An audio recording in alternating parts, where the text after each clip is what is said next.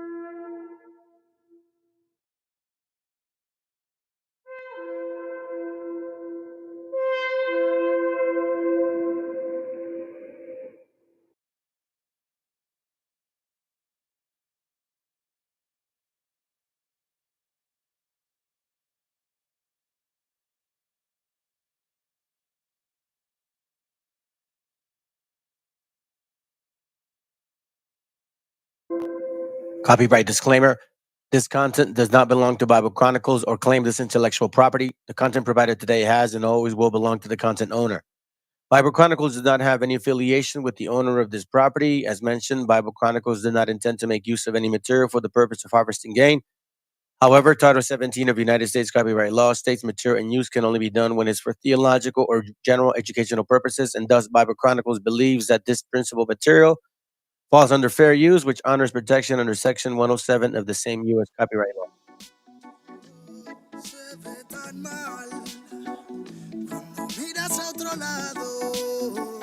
Los fantasmas del pasado no se detendrán hasta verte derrumbado. Peores lo hemos pasado.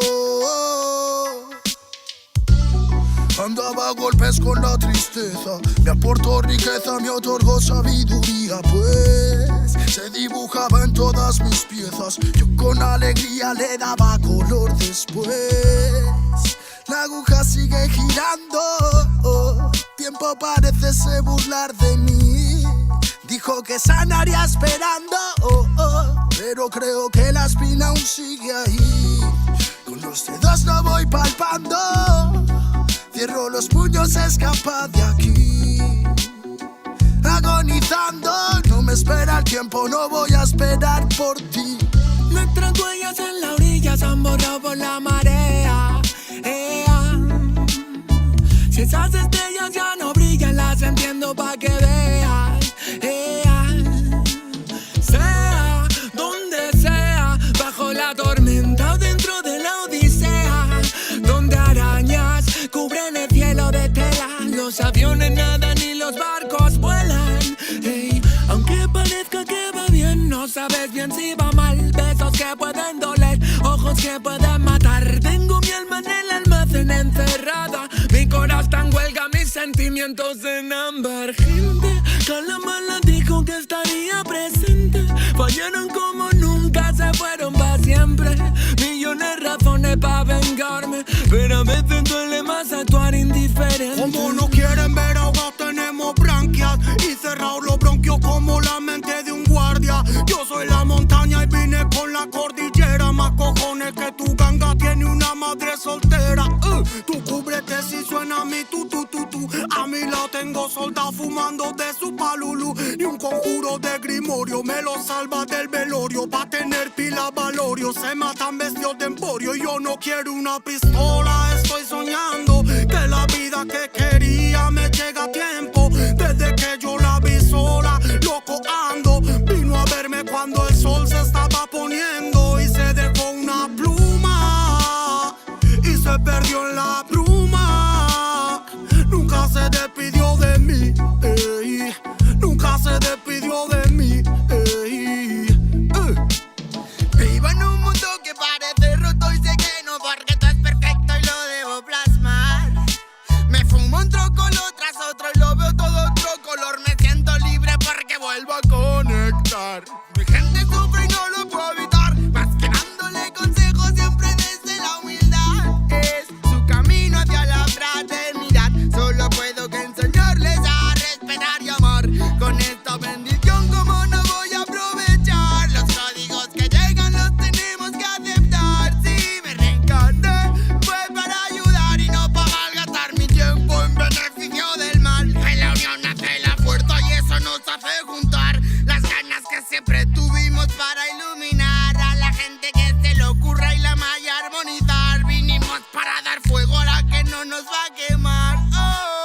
Arda y por dentro la llama, no puedo contener la ras. Churruscao el corazón, el armazón no puede llegar a pesarme más. Si abro la boca, tu tumba al suelo, me muelo a diario y sobrado de gas. Escupo ristas perfectas, paladas de versos eternos, no mueren jamás.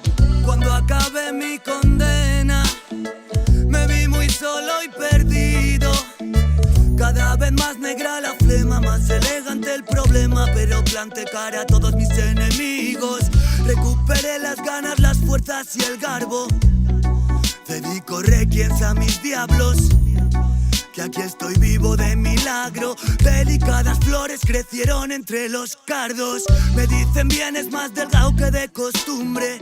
Será de tanto que he bailado en el alambre, que a tanta pena es mejor no ponerle nombre. Llevamos la música en vena, nuestra sangre.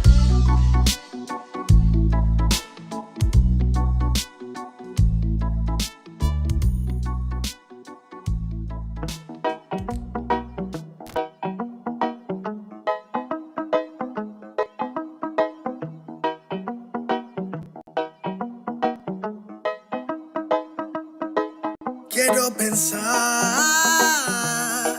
pero no puedo, no. El ruido en la ciudad está consumiendo, wow. Quieren pensar, sin ni siquiera estar al mando. Tanta publicidad subliminal te está matando. Les cuesta decidir por sí mismos cuál es su mando. Publican sonrisas con el corazón llorando. Quieren brillar,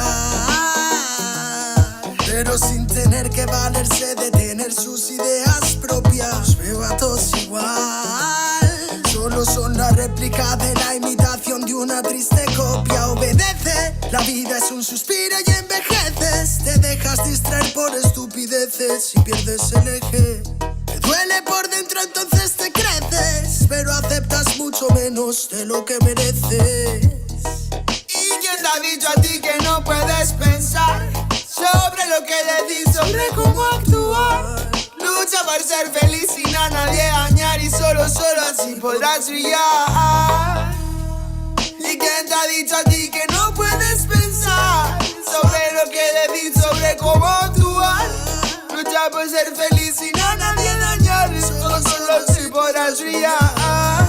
Conserva tu juicio y tu intuición, más activos que el que lucha por lo suyo y no se rinde. Yo ya sé bien cuál es mi misión, y es contarte que el mal por su propio pie pronto se extingue. Me no caigas bajo su control, pues por la televisión es normal que mal lo pinte. Tú mantente firme en conexión con la fuente de creación, vivirás siempre de fin de. Dios abre los ojos, dime lo que ves. A tus propios hijos matándose por billetes. Niños mueren cada 2 por 3. Pa' unos es bendición, con otros por su causa pequen. Y yo que intento ser un ser crístico, voy bendiciendo hasta los diablos. Piensan que es cierto el mensaje típico, dicen que invento lo del engaño. Y mientras lucho contra mis errores, demonios escucho, me ofrecen soluciones. Pero sé que hay un ángel que quiere que mejore. Me dice haz un trabajo interno antes de que lo ignores, antes que otra vez llores y se llenen los mares de pena y de dolores, ya que en mi mente no caben. La paz no va en un sobre, somos algo importante. Nunca te revelaste y por eso no lo sabes.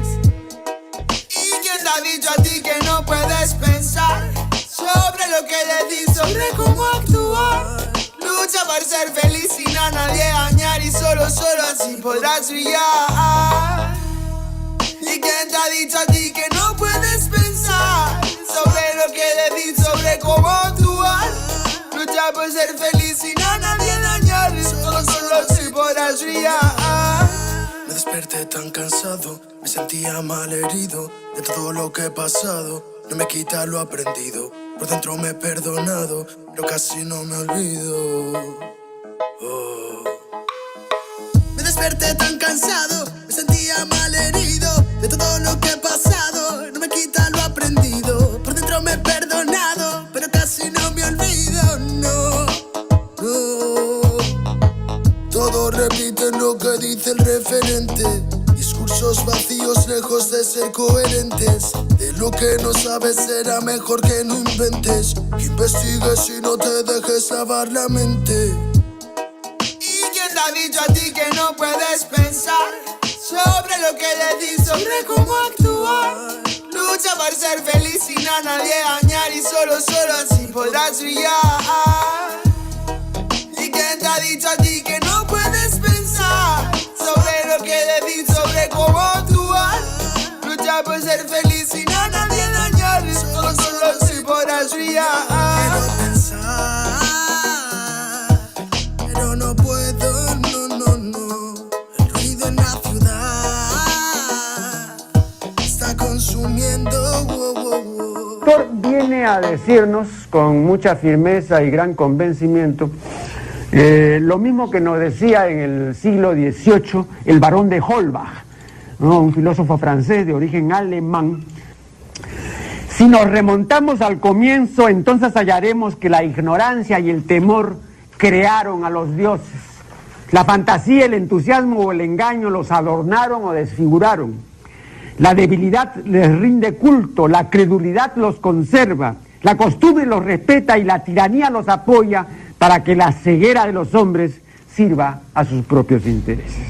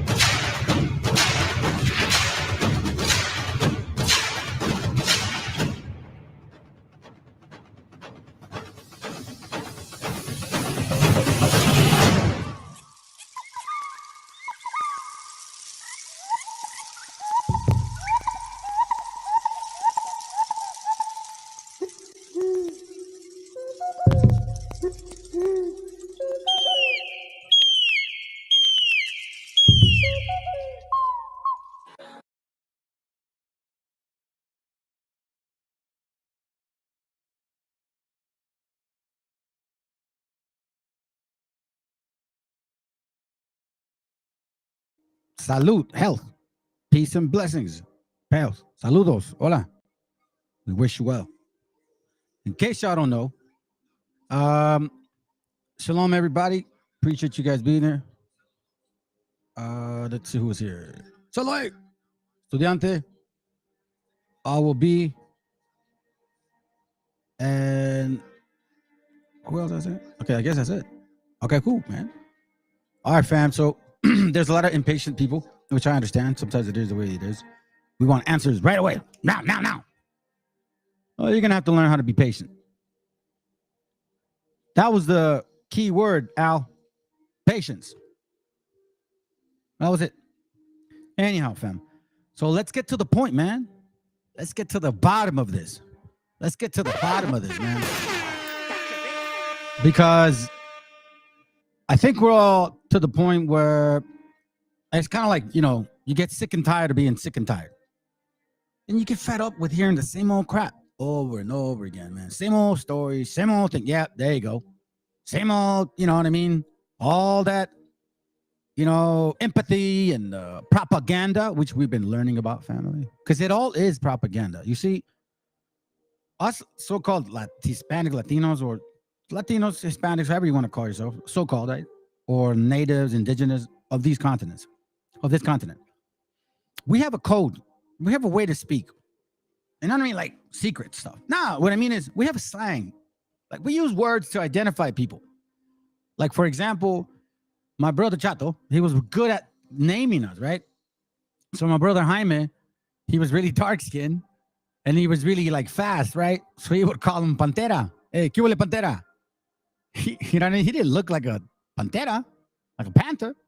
but he was dark skinned and he could move, you know what I mean? And what else is the name? Oh, I don't. Anyways, I have a nickname. I'm not going to share that with y'all.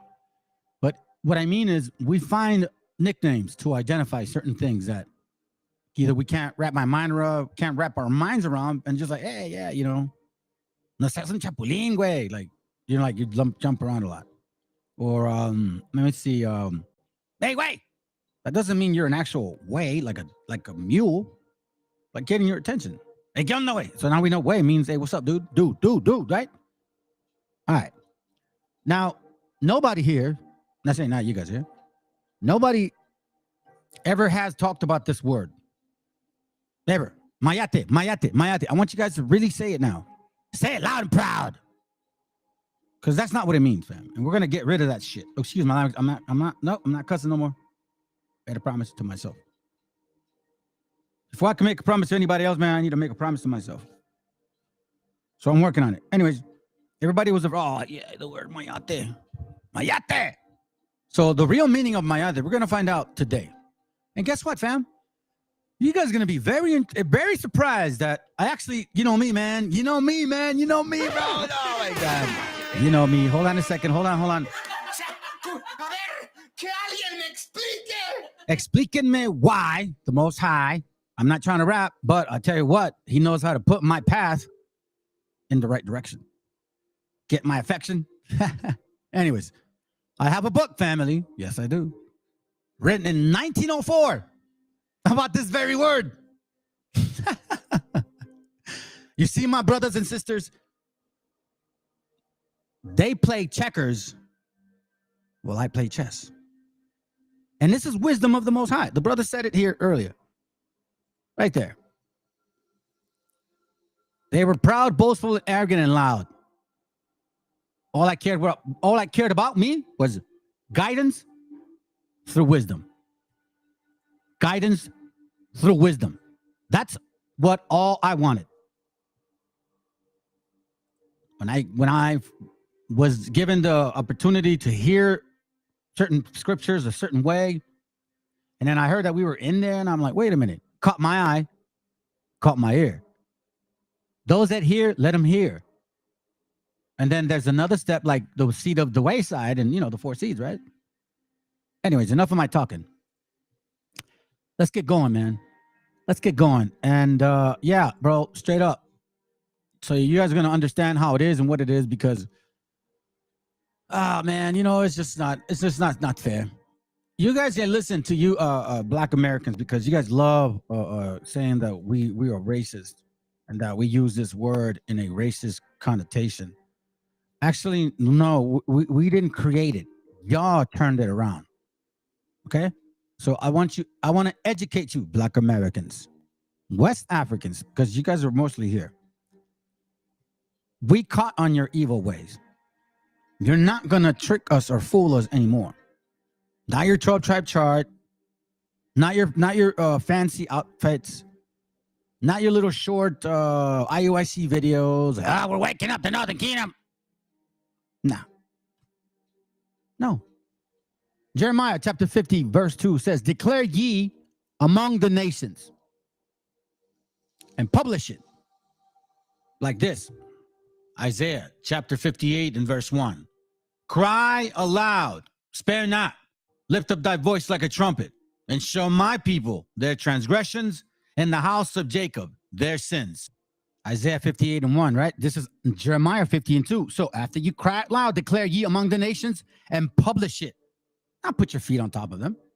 Not tell them they're going to be your slaves. No. And set up a standard. An example. Leadership. Qualities. The hell with trying to be somebody you're not. Listen. David wasn't the biggest of his brothers. You realize that, right? Because his dad put everyone else in front of him, forgive me if I'm wrong.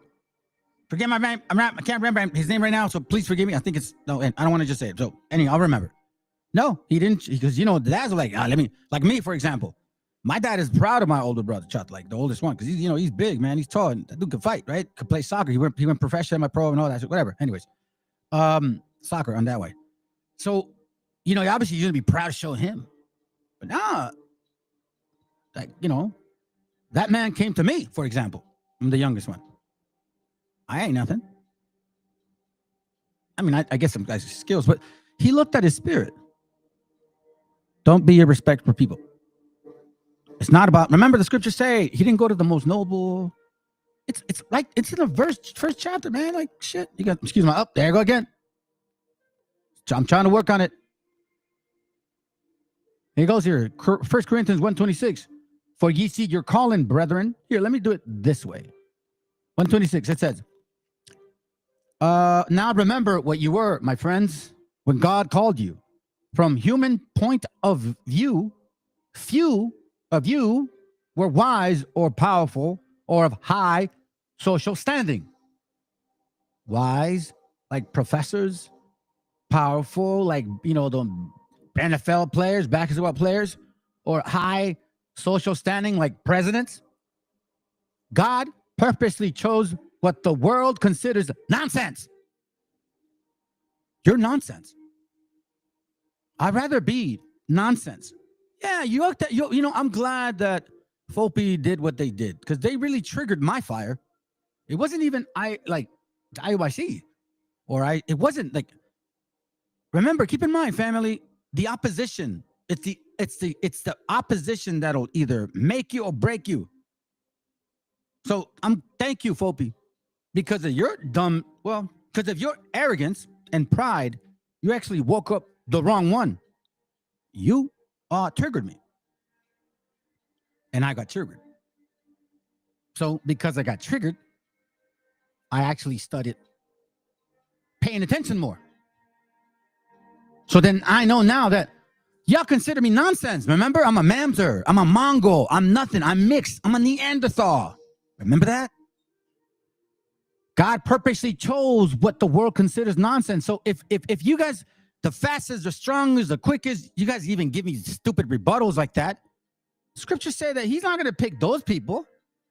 He's going to pick the opposite of the strongest, the fastest, the tallest, the ones that slam dunk. Hello? Are you dumb? Hold on. Keep my name out your mouth. Sorry, I had it. Oh, shoot. Sorry, wrong button. So the point being is here, is it says here that he considers the nonsense. If you run a 4.3, you're not nonsense. If you're 6'5", you're not nonsense. If you can tackle people at 4.8 speed, you're not nonsense. If you've had a president, you're not nonsense. You're media, you're not nonsense. You're actors, you're singers, you're movie directors, you're not nonsense. So here, and guess what? It ain't you white people. No, you Ashkenazis either. You guys are in media. You guys got power. You got wise people. Albert Einstein? Was he not wise? Don't you guys run the school system? It says here that the Most High is going to not wake those up, not the people of strength. He's gonna wake up who?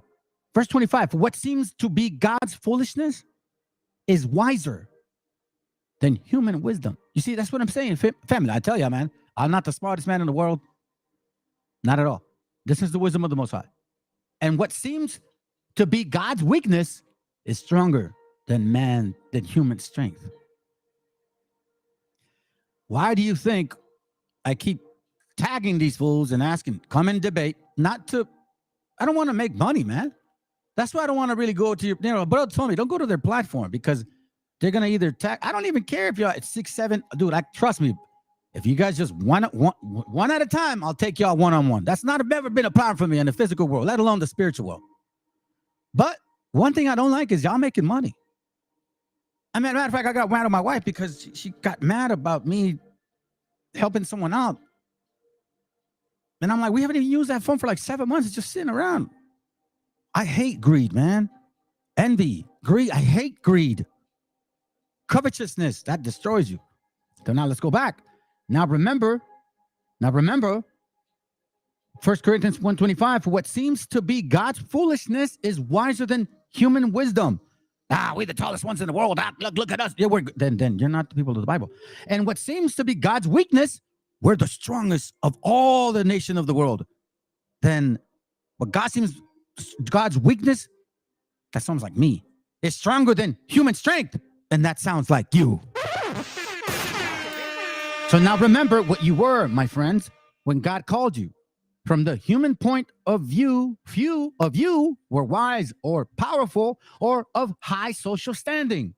God purposely chose what the world considers nonsense in order to shame the wise. Why? Why, family? Because he allows people to lift themselves up. You see these guys, all these tares, you see the tares. He lifted them up. He let them lift themselves up. Arrogance is very easy to track and very easy to destroy because you let arrogance destroy itself. That's what you do. You move out the way. You just move out the way. And then you wait. And he chose what the world considers weak in order to shame the powerful. See that? God purposely chose what the world considers nonsense in order to shame the wise. So you brothers that are dealing with these stupid camps, and they try to throw you a damn verse, we're the wisest, we're the strongest, we're the salt of the world. Well, Corinthians 1:26 says that then you are the heathen. Be all the strong you want, bruh. By all means, please, because he ain't going to choose you. God purposely gave you strength and speed and agility. God purposely made you the tallest, right? That's exactly what it is, my brothers. So earn it. Earn it, man. Hey, wear it, man. Wear it like pride. Yes, you are the tallest. You're the strongest. Yes, man. Matter of fact, you guys love to show off your so-called private parts. Hey, have it, man. Ezekiel 23 talks all about that. Yeah, have it. You want to have all the goodness that the Bible says, but when it actually points out what you're saying, now you don't want it. So again, he chose the world. He chose what the world looks down on. Beaners, spics, or wetbags. Don't tell me that the Mexicans are the most wanted, likable people in the world. No, you so-called Hispanics, especially you Mexicans, you're on the bottom. Even on their chart. Issachar's always on the bottom. He chose what the world looks down on and despises and thinks nothing. Murderers, thugs, drug dealers. We're going to invade Mexico because they're giving us fentanyl. And now, what do they say? Everything, when you say illegal alien or immigrant, you see a picture of a so-called Mexican. Stop lying. You know damn well. It's propaganda. It's called propaganda. It's kind of like, remember the story I told you about Target? I don't like Target, but they send me flyers every week. So eventually I'm going to buy from Target.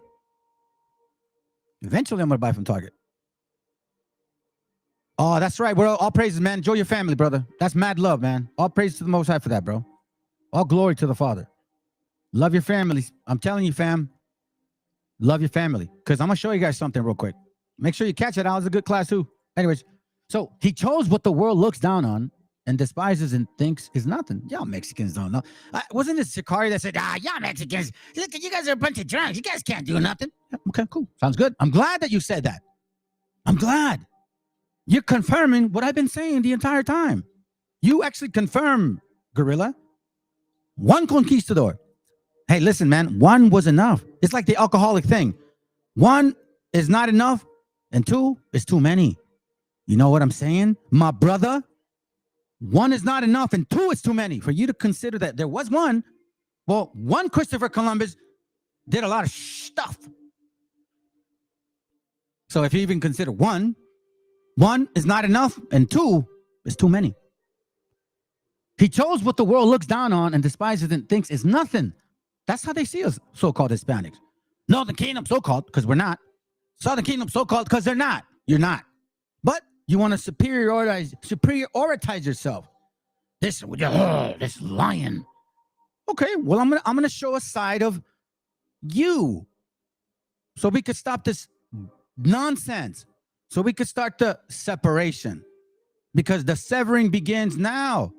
Nations are gathering together. I don't know why you're not seeing it. I mean, I don't know what you're really blind by IOIC's purple and gold, huh?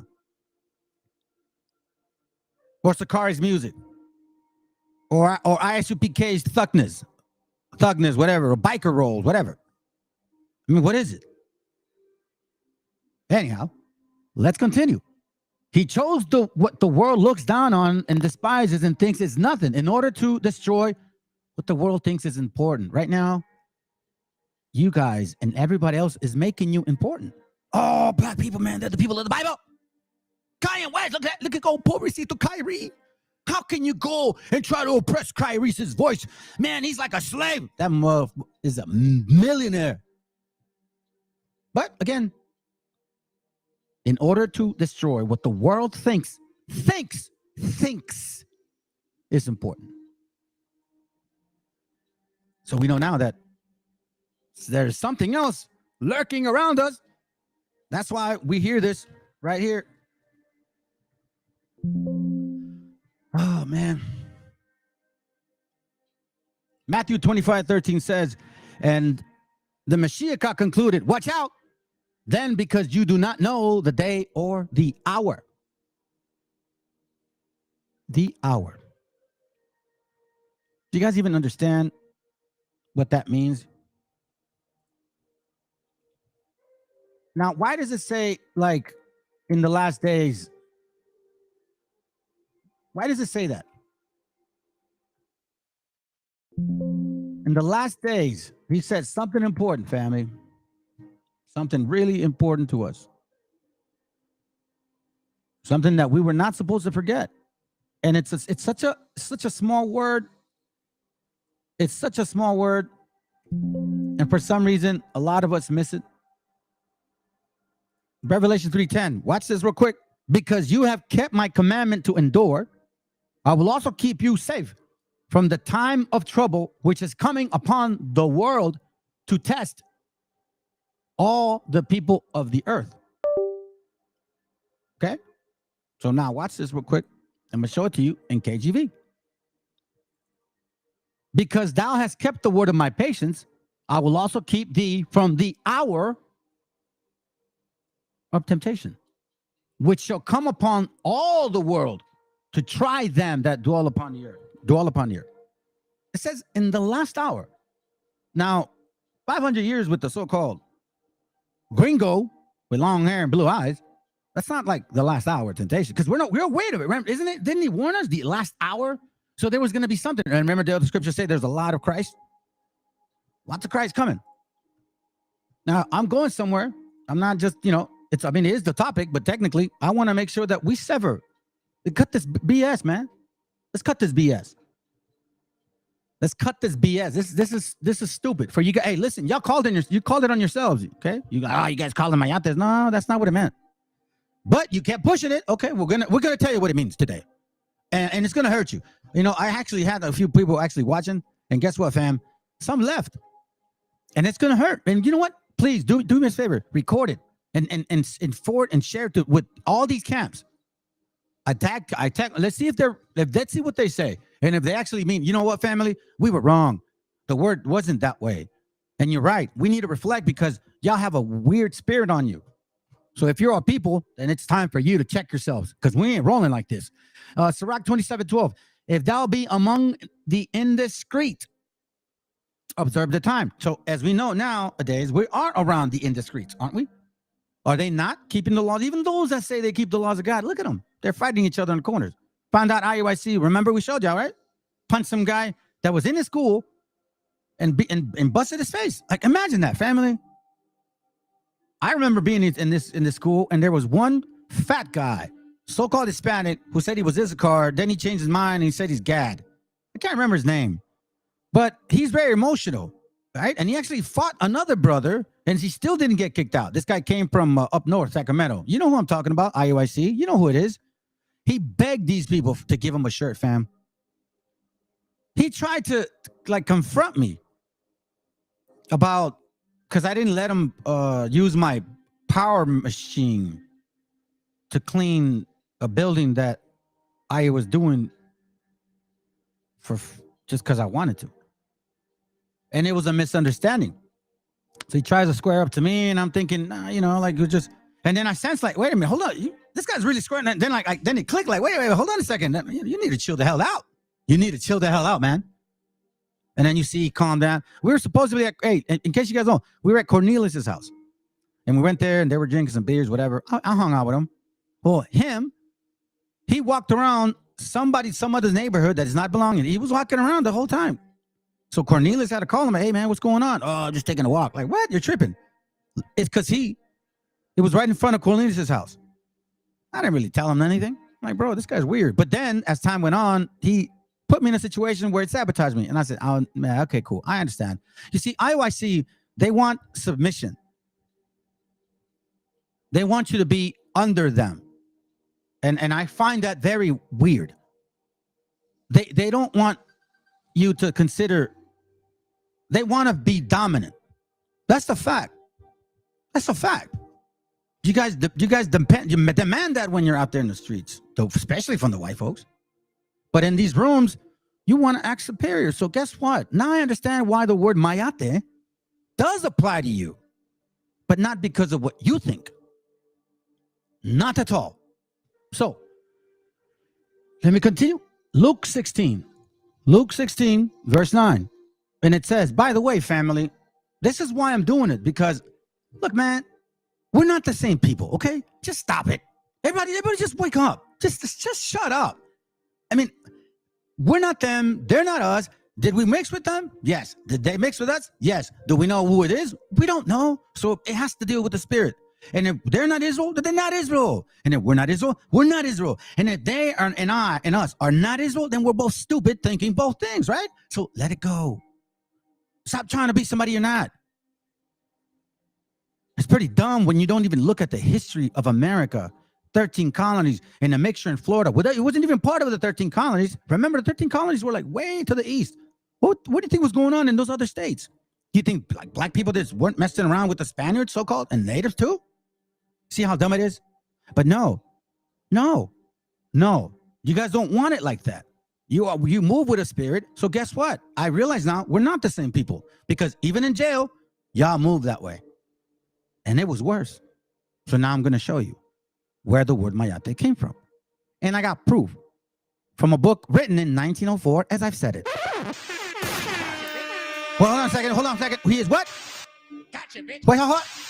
Gotcha, bitch. Because it references it for the first time. So you can see that it is a colloquially used word. America, your propagandizing is done. Let me read it again, though, because I do like the spirit. I do like this. I do like this scripture right here, and the spirit too. I'll praise the Most High. Jeremiah 52, declare ye among the nations and publish it.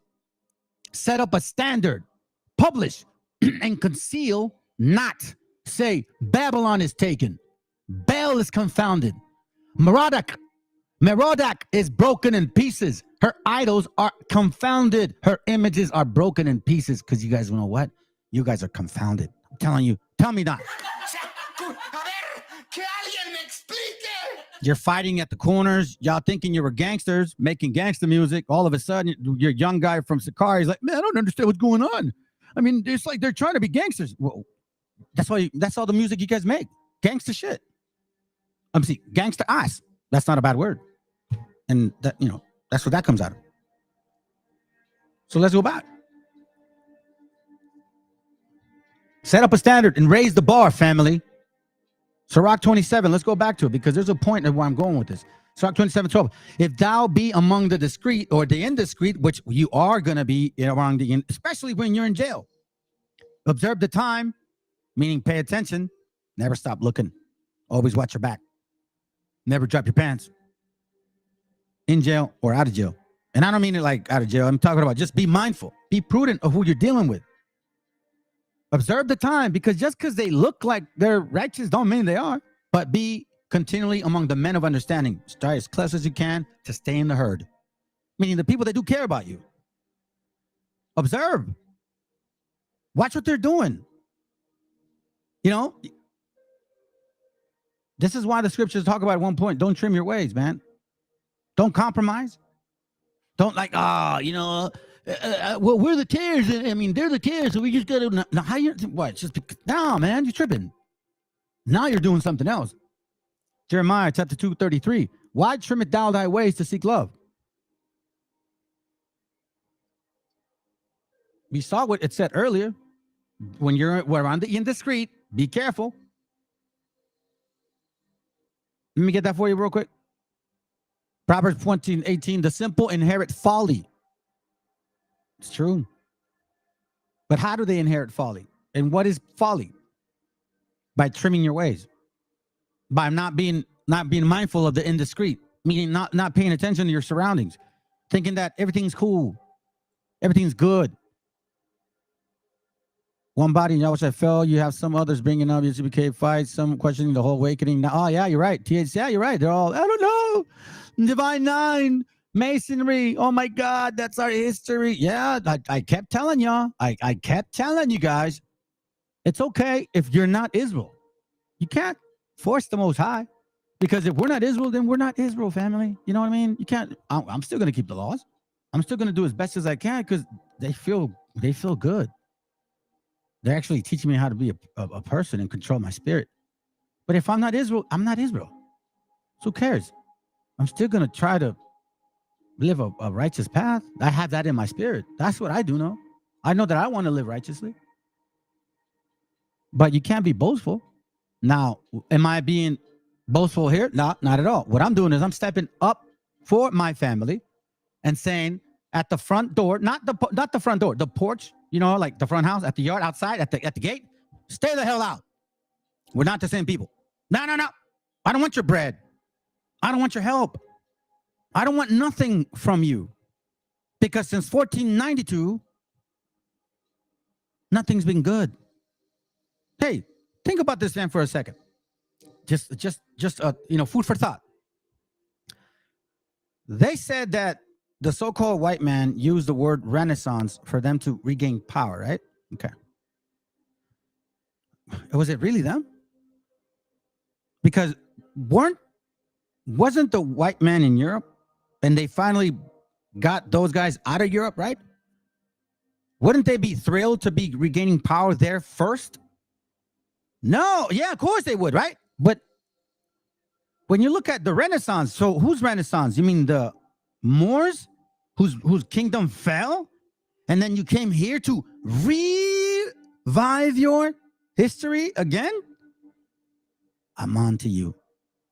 I'm on to you. Don't tell me why. I don't know why. Maybe it is of the Most High. Or maybe I'm just a drug addict, man, making up stories, and you know what I mean? Maybe I'm misleading you guys. I don't know. I mean, I'm not making stuff up. I bring up facts. I read scripture. I show you guys books, which I'm going to do today. And then you decide. Anyways, 1 Maccabees 3:52, it says, and lo, the heathen are assembled together against us to destroy us. What things they imagine against us thou knoweth. Of course, the Most High knows. How shall we be able to stand against them except thou, O God, be our help at all signs, at all costs. You always make sure you put the Most High above you in everything of the way. Then sounded they with trumpets. Hold on. Isaiah chapter 58 and verse 1. Give me a second. Cry aloud, spare not, lift up thy voice like a trumpet, and show my people their transgressions, and the house of Jacob their sins.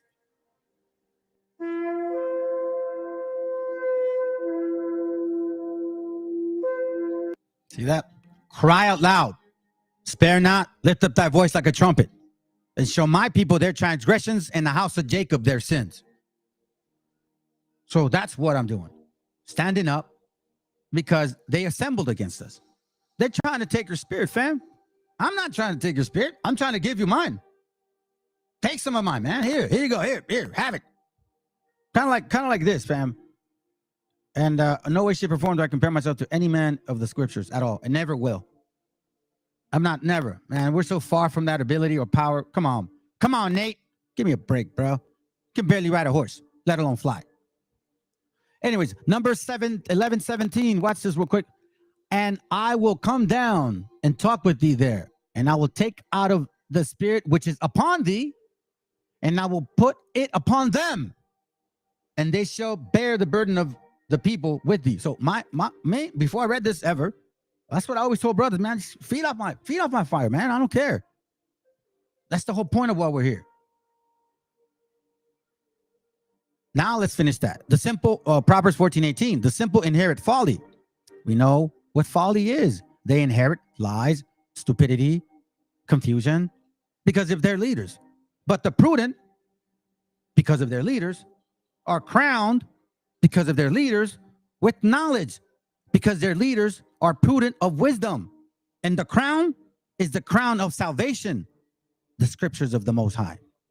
And the knowledge is the experience, like, hey, listen, I walked it already. Here's what I did. Here's where I'm at. So listen, fam, you guys are in camps. Tell them, how do you repent?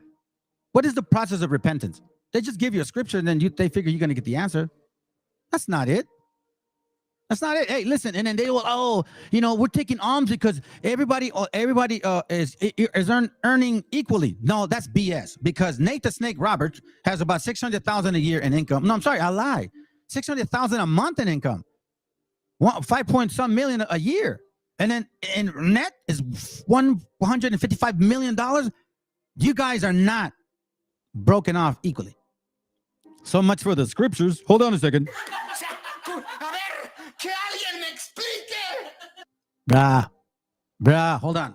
Wait a minute. Who are you? This is who they are. Sirach 10, told 10, never trust thine enemy. Hold on. Wait a minute. Who are you? Never trust thine enemy, for like as iron rusted, so is his wickedness.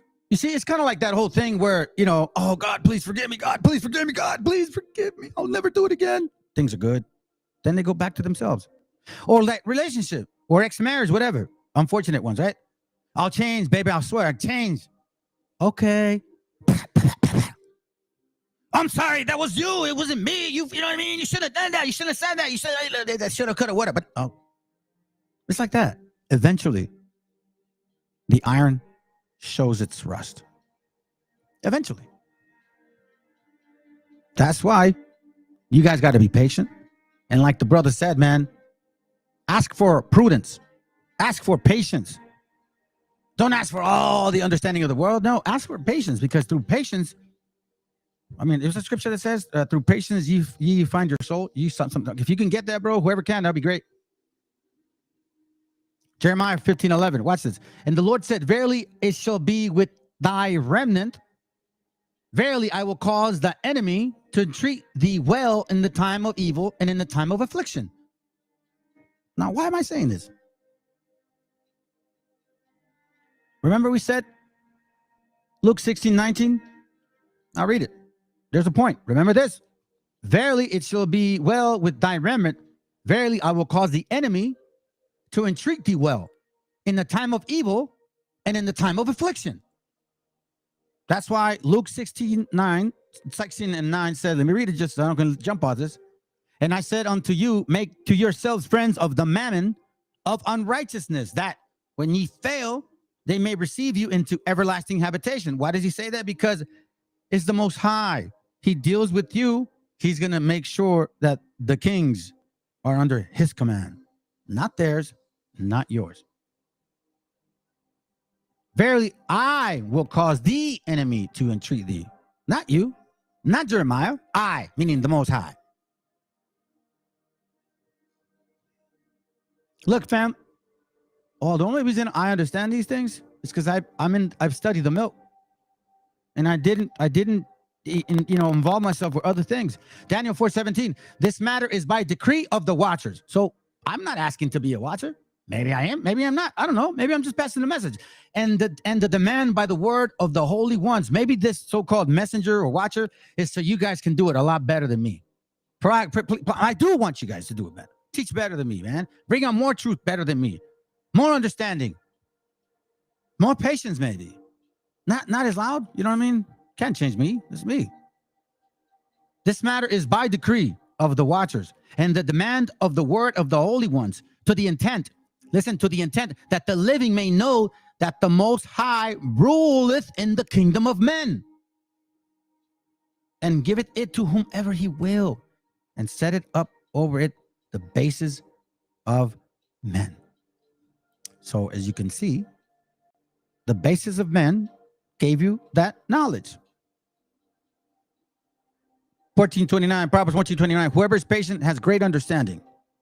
That was the word, patience. But one who is quick-tempered displays folly. Let me read this again. Daniel 4:17. This matter is by decree of the watchers and the demand by the word of the holy ones. The demand, okay, it's not a choice. To the intent. I read it like this. I'll read it better. Not better, just clearer. This is the decision of the alert and watchful angels. So then let all people everywhere know that the supreme God, our Father, has power over human kingdoms, and that he, not them, he can give them to anyone he chooses, even to those who are least important. So remember the class I did that when the ravens feed you? Hey, Shalom, Blad. You know how I can't see you on the screen, bro. So Shalom, bro. Remember I said that class I said when the ravens feed you? Well, who was feeding you? Who did God give the power to bring you guys the scriptures and say, hey, look, we're the leader? Nah, man. It was for their detriment. It was to lift them up, to bring them to destruction. That's what it is. Say it loud and proud. It's not our rules, family. It's the Most High. And like I said, nobody can prove. Even those people in Israeli. It's well known from their rabbis that they were Khazarian converts. Stop lying. So that means there's only a few people that can, but not everybody. Besides, if you are, you're not going to know. And if you're not going to know. So then why act like you made it? Romans 13:3, for rulers are not a terror to good works, but to do evil. Yes, man. You can deal with prostitutes. It's a transaction. Oh, you can have another wife, just don't tell the main one. Hey, if your wife don't believe, man, you give her a year and a half, and then you could leave her IOIC. You know what I'm saying? For rulers are not a terror to good works, but to the evil. Wilt thou then not be afraid of the power? Do that which is good, and thou shalt have praise of the same. Hey, good night, bro. Have a good night, bro. All right, so now I'm going to show you something real quick. Let's kind of change a little bit of the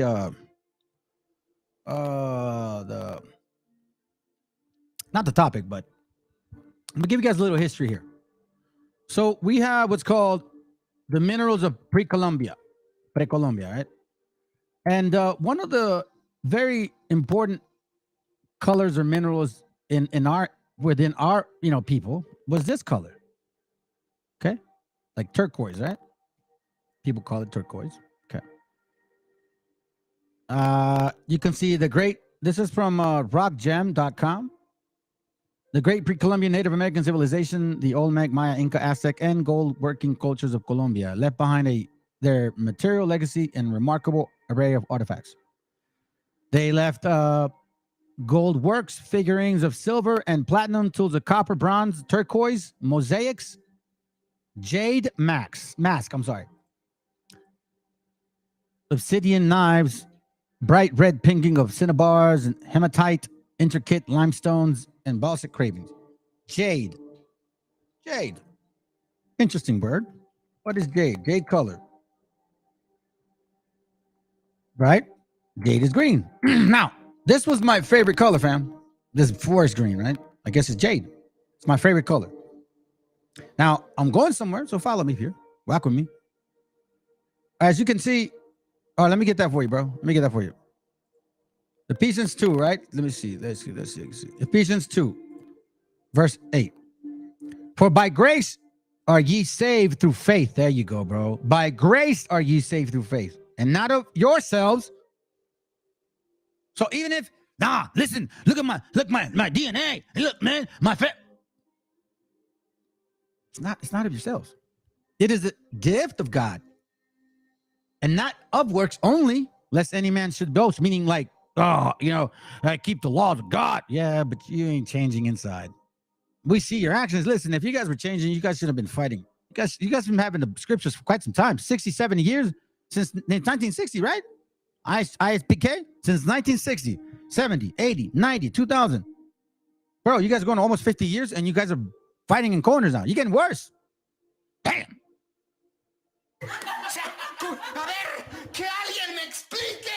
Lest any man should boast. Lest any man should boast. So let's not boast. Anyways, so we got green jade. You know what I mean? Now, it's funny, but I'm not going to get into it. But I found this word to be jadeite. Interesting word, fam. There was such a thing as Jedites, a particular tribe that preferred this color. But I won't get into it because that's not what I'm trying to do. Jediite cake, like Judite. Just saying. Just saying. But anyways, I'm referencing the color. Okay? The color. Just the color. No big deal. So then now I'm going to show you this over here. It continues. Maya sculptures made out of jade or emerald. Some type of, we see it here. So this color is very green. A lot of so-called Mexicans love green, in case you guys don't know it. Not because of flag. It is a culture, like it's within our bloodline. You guys are missing it. So no matter what you say or do, look, the food, the spirit, and these inner workings of ourselves that tells us who we are. So go ahead, have it all you want, Wabos. You guys are looking like huevos. Eventually, you're going to crack. Okay? So then you got jade color. Jade, right? Jade color. Okay. You guys are getting the point. I'm glad. So now, what exactly, like I said, the real meaning of Mayate, right? The real meaning of Mayate.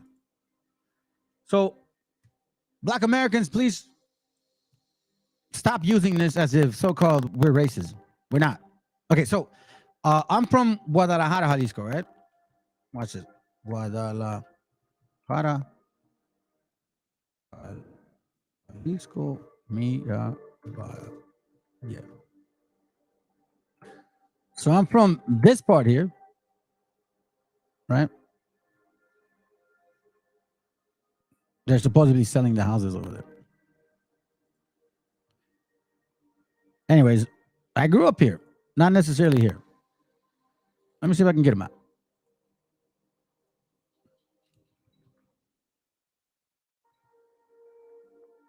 There goes my Mira. Vaya. Show you guys Dark Road, burial, right there. See? So anyways, the reason I'm showing you guys this, right? That's where I'm from. I want to show you, look, it's way inland, okay? Zapopan and all that stuff, right? Okay. It's really hot here. It's a really hot climate. It's up the mountains, all right? So my point being is, as you can see, this is where it gets heat. I'm saying this because I grew up catching these insects. Right? We call them mayates. So I caught them all the time. Every summer, I would climb on the back of my like we had like a wall fence, and it was 4 houses, like all houses are connected, so like 4 houses are together, so it's like from the sky you could see like a cross. So I would sit like in the center of it, right? And these guys are fly around, dude, because they eat fruit. So I'd catch them and put them like in little bottles, right? The idea was so you could put some because they fly.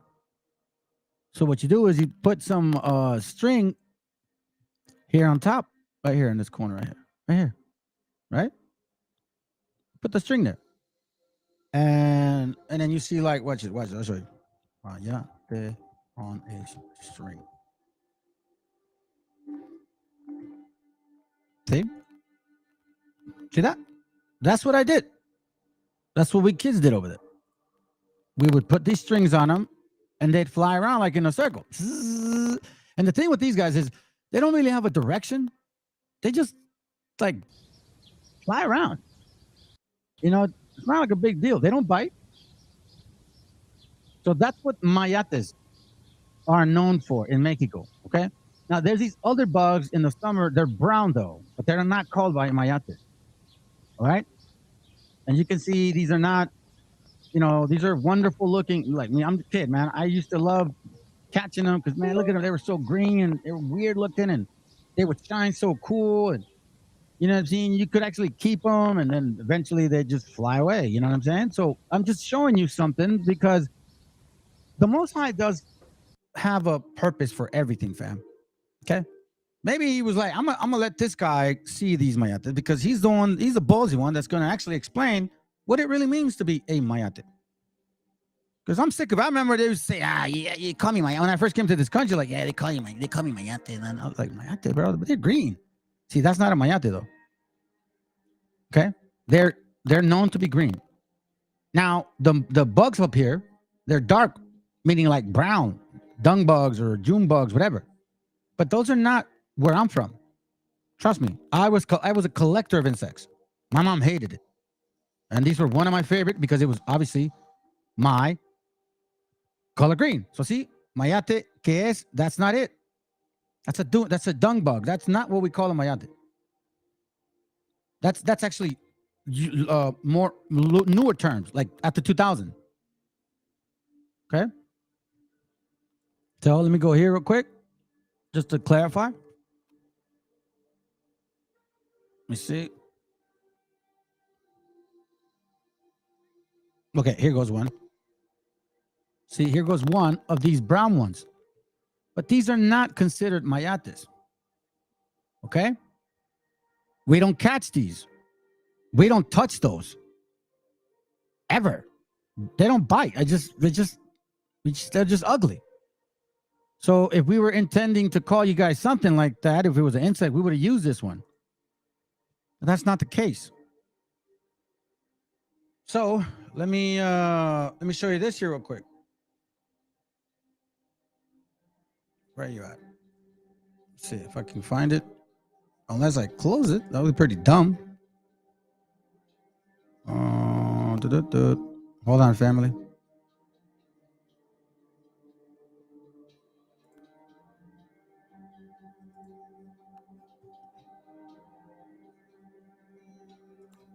Okay, let me see if I can get it. Where's it at? I thought I had it.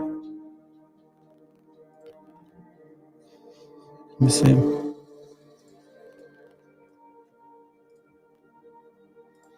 I have a link here. Let me see if I can get it over here.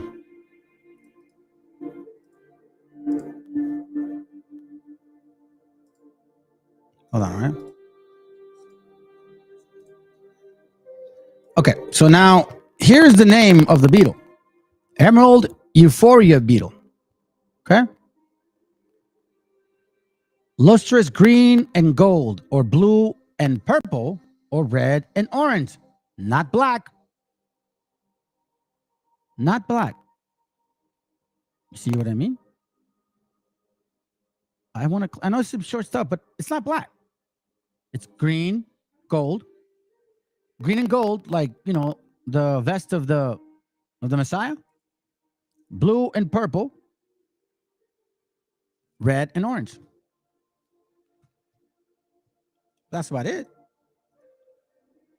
So now let me show you this real quick. It says here that the meaning of mayate, the first one comes with hold on. Etymology.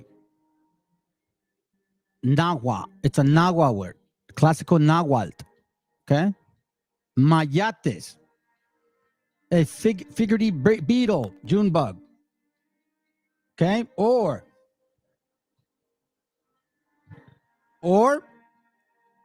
Mexico slang, active homosexual. Top. Active top homosexual.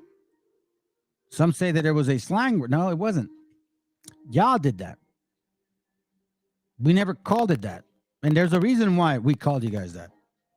So, let me show you some of the reasons. Okay? let me go to Romans chapter 1, verse 25. It says, who changed the truth of God into a lie and worshiped themselves and served the creature more than the creator, meaning who they look in a mirror to. Don't they want a black man that looks like them? Who changed the truth of God into a lie? Remember in Exodus, Most High went up, came down, and they wanted to make a cast out of him. It's like, you guys need to see your faces. Like, that's what the strangers, because remember, the strangers tempt also. It was the strangers that tempted, remember? Hey, let's make an image. Who changed the truth of God into a lie and worshiped and served the creature more than the creator, who is blessed forever. Amen. For this cause, God gave them up unto vile affections. For even their women did change the natural use into what is unto which is against nature. And likewise also the men, living the natural use of women, burned in their lust. By the way, you know the scriptures in Revelation 1:13, as if he burned in a furnace. So it burned in lust. So was that lust black? Oh, what about the burned tree or bush? Was that bush black? Don't be selective. The word ain't black. It ain't blackety black. So get out of it, man. Anyways, that's not the point. Burn in their lust one towards another. This is very clear. Men with men. Excuse me, what? Men with men working that which is unseemly to the normal individual. And this is a knock on anybody. Nope. I'm not dissing anything on their lifestyle. Hey, that's your lifestyle. Whatever. It's just me reading this because I'm making a point. Because we use this, like I said, remember initially, we kind of make up words like nicknames to kind of identify us in a way. Like, hey, that's so-and-so. Yeah, el Pantera. ¿Qué onda con el Pantera? Like, oh, because, you know, he's dark, like my brother, dark skin, and he could move quick. That's why. All right. But however, likewise, also men living the natural use of women burned in their lust one towards another. Men with men working that which is unseemly. Meaning, not just are they doing it. I'm talking about, bro, they full on like love and receiving in themselves that recompense of their error, which was meat. What does that mean? Even as they did not like to retain God in their knowledge, God gave them over to a reprobate mind. So now let's get to the point of this. Let's get to the bottom of this here. Man, family, we have this definition here for a reason, okay? So this is from most guys. Watch this real quick. I'll show you something. Yeah, right. Yeah, that's right. That's right. That's right. I know. We know what it's about. So anyways, let me, yeah, it's already translated. Perfect. All right, here it goes. So it says here, MAYATE, gay dictionary. Okay. We're not, by the way, I'm not offending anybody, YouTube. This is the colloquial understanding of the word MAYATE. And we use this in a way of, instead of being so derogatory, like joto or puto, whatever, we're like, hey, MAYATE, ¿qué onda? Right? Because we knew that Mayates have a certain way of being. You're going to find out right now. It says Mayate is a term that has its origins in the word Mayat from the Mexican Nahuatl language used to denominate a beetle. People also use this to insult homosexual men. Hold on. Ooh, excuse me. What? People also use this to insult homosexual men. Now, again, I'm reading this. I'm not insulting you men that are living this way, that are not Israel, that don't think you're a people. I Lord willing, man, you repent. But I am not dissing you guys. This is a explanation of a definition. So it says, used to denominate beetle. People also use it to insult or identify homosexual men. Although more specifically, to name those men who define themselves as heterosexual, but who have sex with men. Whoa.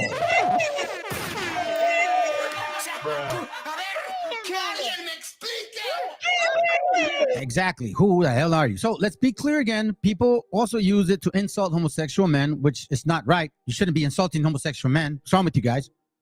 Mayates. Come on, bro. That's wrong. That's wrong. Don't be calling Mayates, bro. Come on, bro. Why are you calling Mayates, bro? Don't be calling them that. People also use it to insult homosexual men. Jail. Booty bandits. That's what they call them. Although more specifically, to name those men who define themselves as straight. You know, the ones in jail and stuff. You're gonna see what I'm talking about. But who have sex with men. So I'm like, I'm a man, bro. I'm a man. I ain't no girl. Because I'm on top. That's what it means. Mayate would be the equivalent of the Peruvian, ma gente, mostacero, or the Colombian cucarón. Let's watch this. Peruvian montecero. Let's look up the word. That's what I'm talking about. So you see. Meaning Mayate. Mayate sería el equivalente de montecero. See that? Mostacero. Dice que, hold on, let me translate it. Mostacero is the chimera of the male. Since ancient time, even when even with LGBTQ men or LGBTQ behavior was normalized, the man who effed another man, the active one, was not given the same consideration as the one who effed the passive one. This different social consideration has owned the self-defined heterosexual man to have been able to give free reins to his desires from past to present. Damn. Y'all gotta repent, bro. For this type of male in Peru, they have one word, mostacero. Okay? And in Colombian, they call him cucarón. And it means, let's see. Let's go back. It means, what does it mean? Okay, I guess that's not what it means. Come on, bro, just tell me what it means. Yeah, I guess it's the same thing. You know, it's the same thing here. It's what I'm finding. Ron excavador. Escarabajo. Hey, let me see that. What's that mean? For us, a mayate is like a net. Or something else. I forgot. Let's see. Something else in my town. Oh, yeah. A mayate is a big bug. Yeah. That we used to fly when we were. Yeah, exactly, bro. Like, it's just real talk. We're just adding the string. But here in America, they made it into a damn racial thing. Es una excavadora. Yeah, exactly, bro. Yeah, that's right. Excavan. I get it now. I get it. So then I can see why they were digging in a hole. You know what I mean? Kind of like. But anyways, man, it's like sincere stuff. You know what I mean? So look, I will rouse your journey through people. I will rouse your jealousy through people who are not even an Asian. I will provoke your anger through the foolish Gentiles. These busted out fake teens are still trying to be us. Yeah, it's crazy. So let's continue. All right. So we see now that there is a history in this so-called definition. So it says in both cases, these actively top role of these men in anal intercourse is highlighted by the rest of the feces. Is highlighted by the rest of the feces that the tender can show after anal. Man, this is heavy. Hey, listen, get your kids out of the room. In Mayate, the relationship with feces may be that the larva of this beetle feeds on the other animal, and is the case with the term cucarón, which is a beetle that is dedicated to transport balls of excrements from one side to feed himself. I see. There are those who affirm that the relationship with beetle is that it makes penetration in a cornfield, even that it has to do with bright colors, insects, yada, yada, yada. Bright colors, even with insects in relation to the bright and strident colors of homosexual man, a relationship that we discard since this slang is clearly used to refer to masculine men. So it calls masculine men so-called mayates. They're not effeminate. They're like the male. They're the male of the relationship. Now check this out.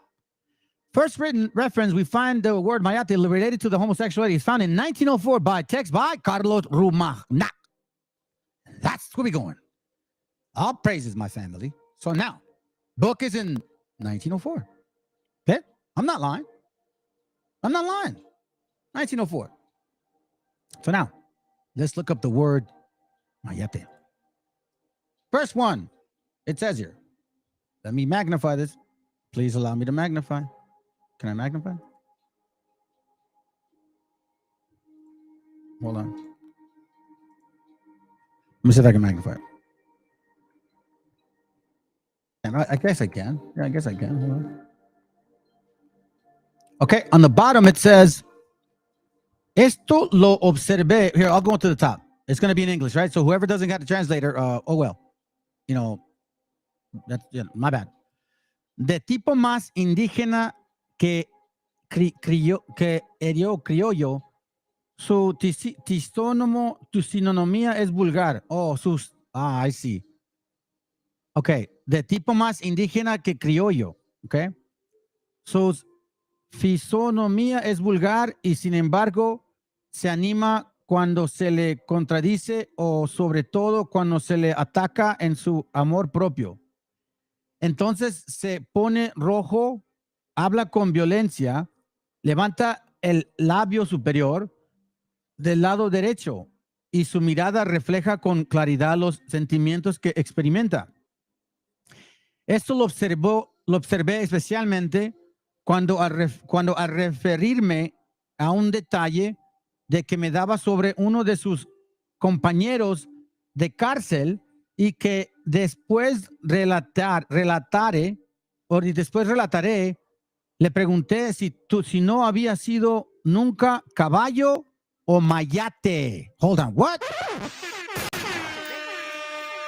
Que si nunca has sido o llamado, o si nunca has sido, meaning like, have you ever been a horse or a mayate? I guess bottom or top.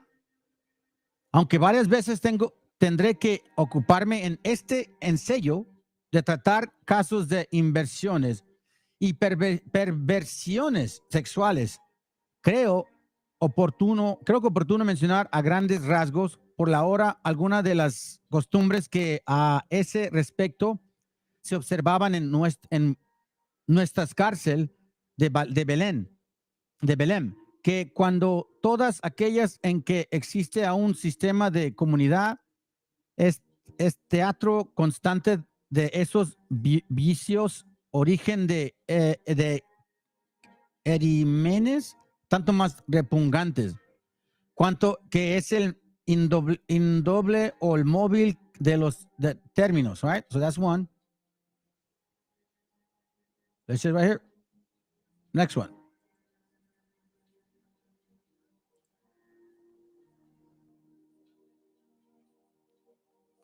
Where are you? Let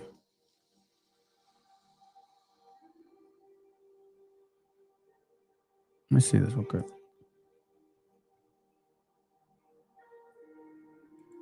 La periodista sabe que era. Let me see if I can magnify it. I mean, shrinking out a little bit. Here it goes right here. I'm trying to read it as best as I can from a distance, fam. It's right there. It says here. Can't even see it either. Okay, there it goes. All right. It says right here. Estuve como 7 o 8 años en la escuela terminando su instrucción primaria. También estaba en la escuela industrial y en la correccional como castigo pedido por la madre porque se fugó del hogar mercándose hasta Querétaro. Ya desde esas escuelas empezó a conocer el vicio de la pederastia y saber lo que era caballo o mayate. Tiene varios tíos. Uno de ellos enferma de la espina, dice a causa de un golpe que recibió. All right, hold on, let me see if I can find another one. 89. Dice aquí, mayates y caballos. Let me go back to page, I guess, 90. Okay, so it's page 92, right? Okay, 91. Okay. Let's see here. Okay. se paraba hacia 3 días, la víspera de su ingreso en la cárcel, el 9 de julio de 1903. También en un figón con las otras, la encontró en un figón con otras prostitutas y varios hombres. A él le acompañaba un amigo y todos estaban más o menos ebrios. El amigo le llamó la atención y al verle Filomena, que se llamaba con un herrero, se desató en injurias contra él, diciéndole que era un buey, un caballo, una mula, y que ahí venía su padre, el herrero. A pesar de esas gravísimas ofensas, salió del figón, pero Filomena, siempre con el error, fue en su seguimiento y, tras nuevos insultos, le pegó una cachetada, entablándose la riña en que tercero de herrero. Okay, so here's the point. Where is it at? I thought I read it. Am I just reading it for nothing? No, I saw it in here. Hold on a second, fam. I don't just want to read for nothing. I had one thing that I needed to show you guys. All right. Mas esta había compensa en la mañana que si niega acercarse de la proposición de su mayate. Okay. So it says here, mas esta se había confesado por la mañana y se negó a ceder a las proposiciones de su mayate. Y como es masón, él dice ser libre pensador. You hear that? Uh-oh. Getting crazy now. Let me see some. So we see the word Mason here. Right? Apparently there's a word Mason here. What's Mason doing in here? Let's go back over here. A Mason dealing with the homosexual stuff? Right? Go in here. It says here, nada necesitaré añadir respecto a las conversaciones que pueden tener entre sí aquellas infelices criaturas, a fin de que por una frase se comprende la perniciosa influencia que en todos esos pequeños cerebros produce la detención en un común y sin distinción de ninguna especie. Reproduzco textualmente la proferida para explicar el concepto que se forma de unos a otros. Todos creen que el más templado hable de él en la observación, porque viene por homicidio, y cuando le hacen algo les reclama en derecho para que no se meten con él. Oh, okay, so he went in jail because I guess he murdered somebody, right? And then it says here, go back. Where did I see it? All right, well, I might have lost it then. See, that's why I don't like these. Sometimes it's not good to use these kind of books. Este caballo había nunca muchacho. Hold on. Let's see here real quick. Oh, it's right here. En la cárcel se dedica a la zapatería y me dice que el maestro, patrón de taller, le contestan conversando lo de los mayates y caballos. Y que ahí lo que a un muchacho debe hacer es seriedad. So, look, yeah, here, I'm going to give you guys a link. This is in Spanish anyways. What was that? In certain jails in USA, they call the LGBT stone workers. Whoa. Damn, bro, that's a trip. I didn't know that. Let me see. One more. Let me see where we're at. Okay, it's up here.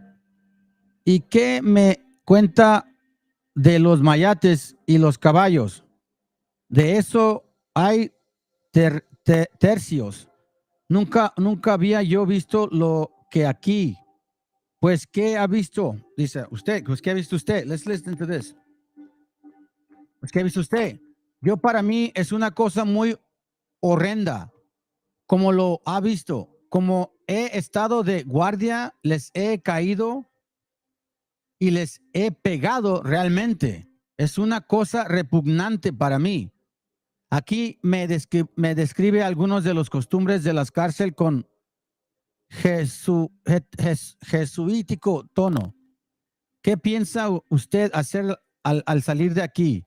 Como no conozco México, quién sabe qué camino agarre.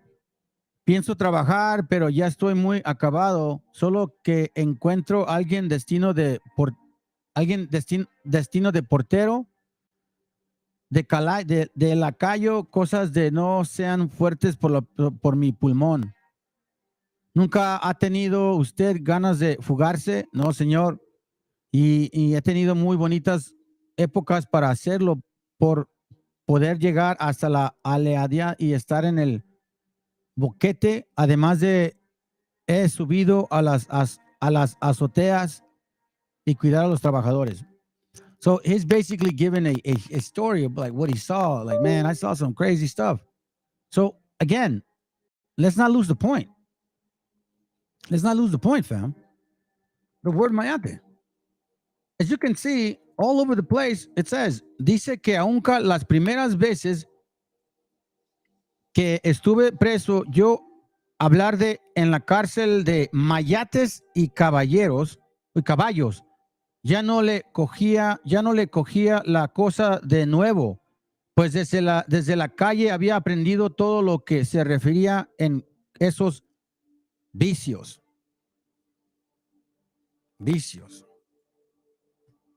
So now, for you guys that think this is not a serious matter, it is a serious matter.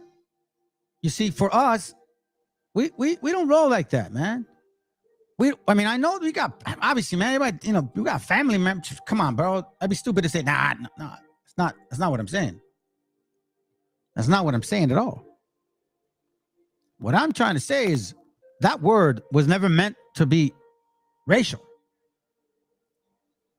That word was meant to protect us. That word was meant to identify us. Now, there's two pieces to this puzzle here, because people thought that the word mayate was a slang in the 90s and, or the 60s, 50s. No. We've known about that word since 120 something years, long time ago. Here's why, family, okay? I'm going to show you why, because, I'm going to show you.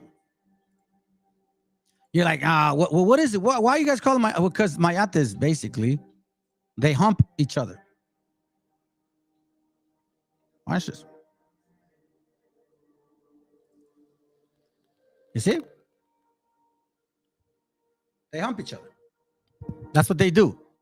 So when I was little, I would see some of that stuff, and I was like, what the hell? What are they doing? And it never crossed my mind.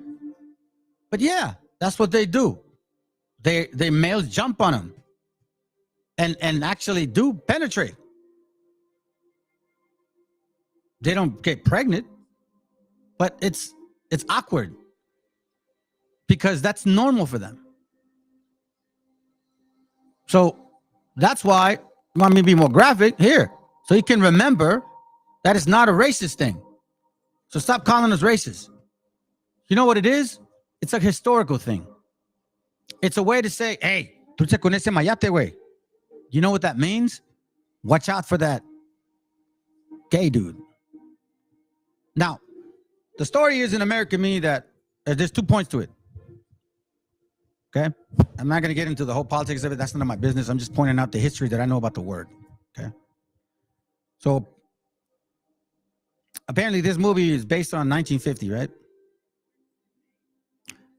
Now, in those years, the only people that were really in jail was black and brown, or brown and black, however you want to say it. Not really that many güeros. So when I saw this, I'm like, why would a güero even be in there in the first place? So the story is that this didn't happen because if it would have happened, he would have never been part of the clica. But then again, some people say it did happen, but they didn't want to say it was black because obviously it's pride. And the movies didn't want to admit it. So they calls it racism or, stereotype. So then they let it, whatever. I don't know. Okay. But I do know this, that when it comes to politics in jail, there's a certain nation of people that deal with us because the way we deal with ourselves and our people and just basic. Listen, it's unfortunate. I don't like to use this word righteous because you're in jail, but the way that we conduct ourselves in jail is an unbelievable system. An actual way that we can conduct ourselves here, but with the scriptures, because that's how I handle myself. And we need to have standards for each other. So let me show you where some of the history is and why the word came about. This is from a movie, American Me, short clip. And then Santana gets rape scene. Again, I'm just saying, this is what I hear. I don't know. It's my opinion. I don't know. But I do know that this is very common. So was this the reason why Mayate came about again? Let's go.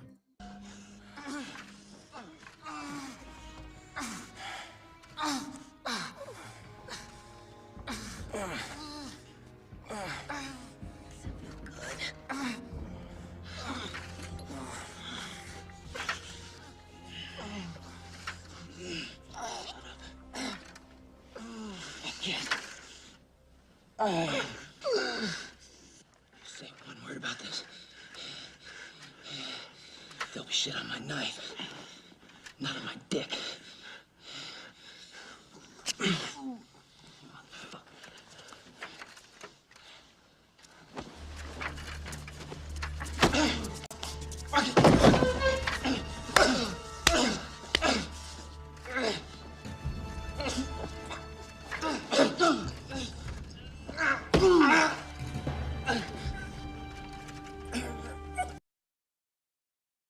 See, the story, so I'm not sure, but Raza was never that big, fam.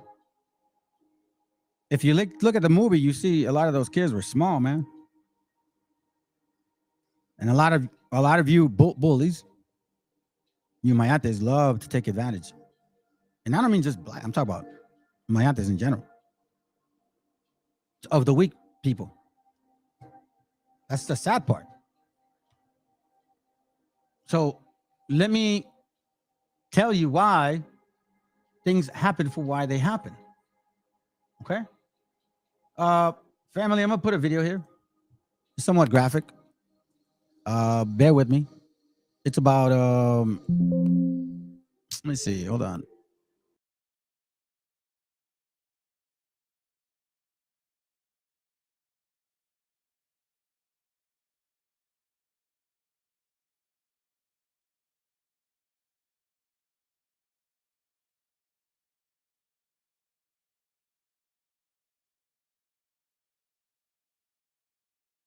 Let me show you this. Now, I didn't agree with this guy, but I had to show him at that time because, he did have a message. There was one thing that he said that I agree with, and it's the rule of California.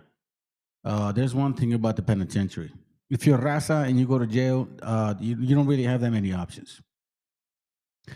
You either have to, get with the clica or you on your own, and you don't want to be on your own.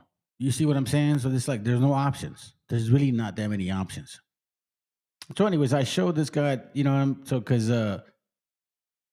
it's like we find out later on how fake they are, but there was a message that he had, and I figured, you know what, let me show it because I think it's important. So let's listen to it. A book that shows that Mayate was a terminology or a used word 100 years ago, more than 100 years ago. So Black Americans, you can't say it's a racist. You turned it into racism. You turn everything into racism. You don't want to accept that, you got certain ways. So now let me show you something. This is why there are certain ways that we conduct ourselves, and I understand now. I understand now what that meant, man. That's pretty crazy, to be honest. You know what I'm saying? Watch this. are always like, West, say it ain't so, West. Tell me it's not racist. It's 2019. Do we have to live like this? Yeah, motherfucker. If you're GP, you have no choice, and you're going to live like this. I'm gonna push the line on you. Your fellow people are gonna push the line on you. Don't go to prison if this shit is shocking to you. There is no rape in California prison because of these politics. Do you want these politics, or do you want booty bandits and this other shit that they talk about in these other states' prison channels? We don't have that shit. GP California, if anybody got into anything like that, they would be dead on the spot. If you're white, if you're homie, if you're paisa, anything like that. Listen to that again, okay? Watch. If you're paisa, anything like that, this is the spot. If you're white, if you're homie, if you're paisa, if you're white, if you're homie, if you're paisa, if you're white, if you're homie, if you're paisa, anything like that, this is not happening. It's never happened. I've never seen it. This would be murder on the spot. So these are the reasons why the politics exist, and that's why I back them. Would you rather fucking worry about that or this? I would rather flip a coin or roll the dice every day of the week and have to put in some work than have to worry about that other shit. And some of you guys think this is that I'm joking or I'm sad. No, man. Not at all, family. This is very shocking to me. Okay? If you guys have children, please get rid of them. Let's start with this little short story here. That he owned me. He had purchased me from the guy who anally raped me for $20 worth of commissary items. And I was now his property. He was to sit down and urinate. I had to face the wall to shower. I was not allowed at any point in time to have any mention of me being a man or having a penis. I had to wear a tucker to pull back the genitals to give the appearance of a vagina. It's extremely painful to wear most. What he's saying is that they would make him wear a shirt. Kind of like making underwear out of your shirt. You wrap it behind you. Let's go. The time I had to wear it all of the time. May just be as simple as me raising my voice and getting smacked to me referring to myself as a he and getting punched. Any type of deviation from his rules were the threat of violence. There was many young people coming through the facility, and they was the ones that was mostly getting approached by individuals that might prey on them for sexual advances or what have you. When I first came to jail,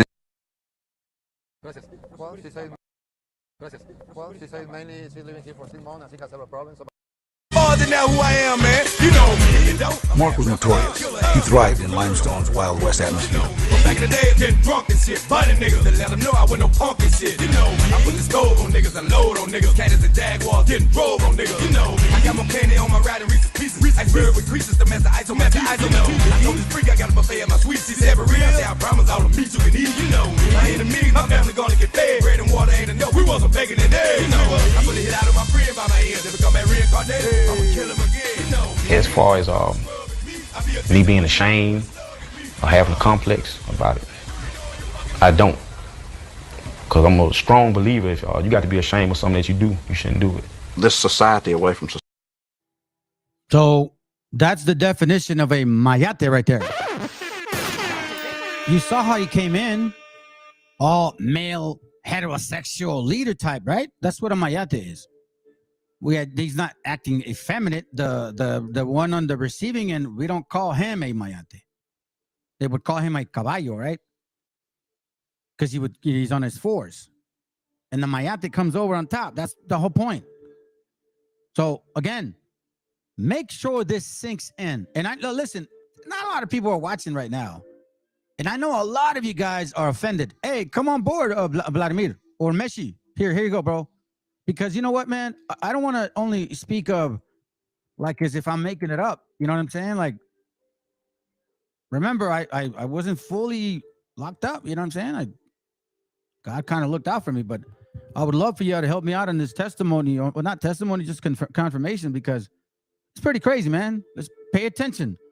Look, they know what he's out. They know what this man is doing. that he has respect in this cell. Shaking hand, what up, dog? And they're overlooking the fact that he's walking another man in jail, and then he's like covering them up, like making it all private. It's like, it's not like, oh, I got drunk and I fell on him. No, he's going through the process. I can't wrap my mind around it. So again, mayates are the heterosexual so-called that like to dominate the weak male. Mark was notorious. He thrived in Limestone's Wild West atmosphere. Back in the day, getting drunk and shit, biting niggas. See? They're cheering him on. Hey, bro, hey, you telling me, bro, that anybody, y'all been, raza, man, you get cheered on for this? This shouldn't be accepted as a culture. I could understand, individual, yeah. But as a culture, you guys accept it, which is why you needed to be identified. Hey, trucha con ese mayate, güey. Don't trust him because he's the booty bandit.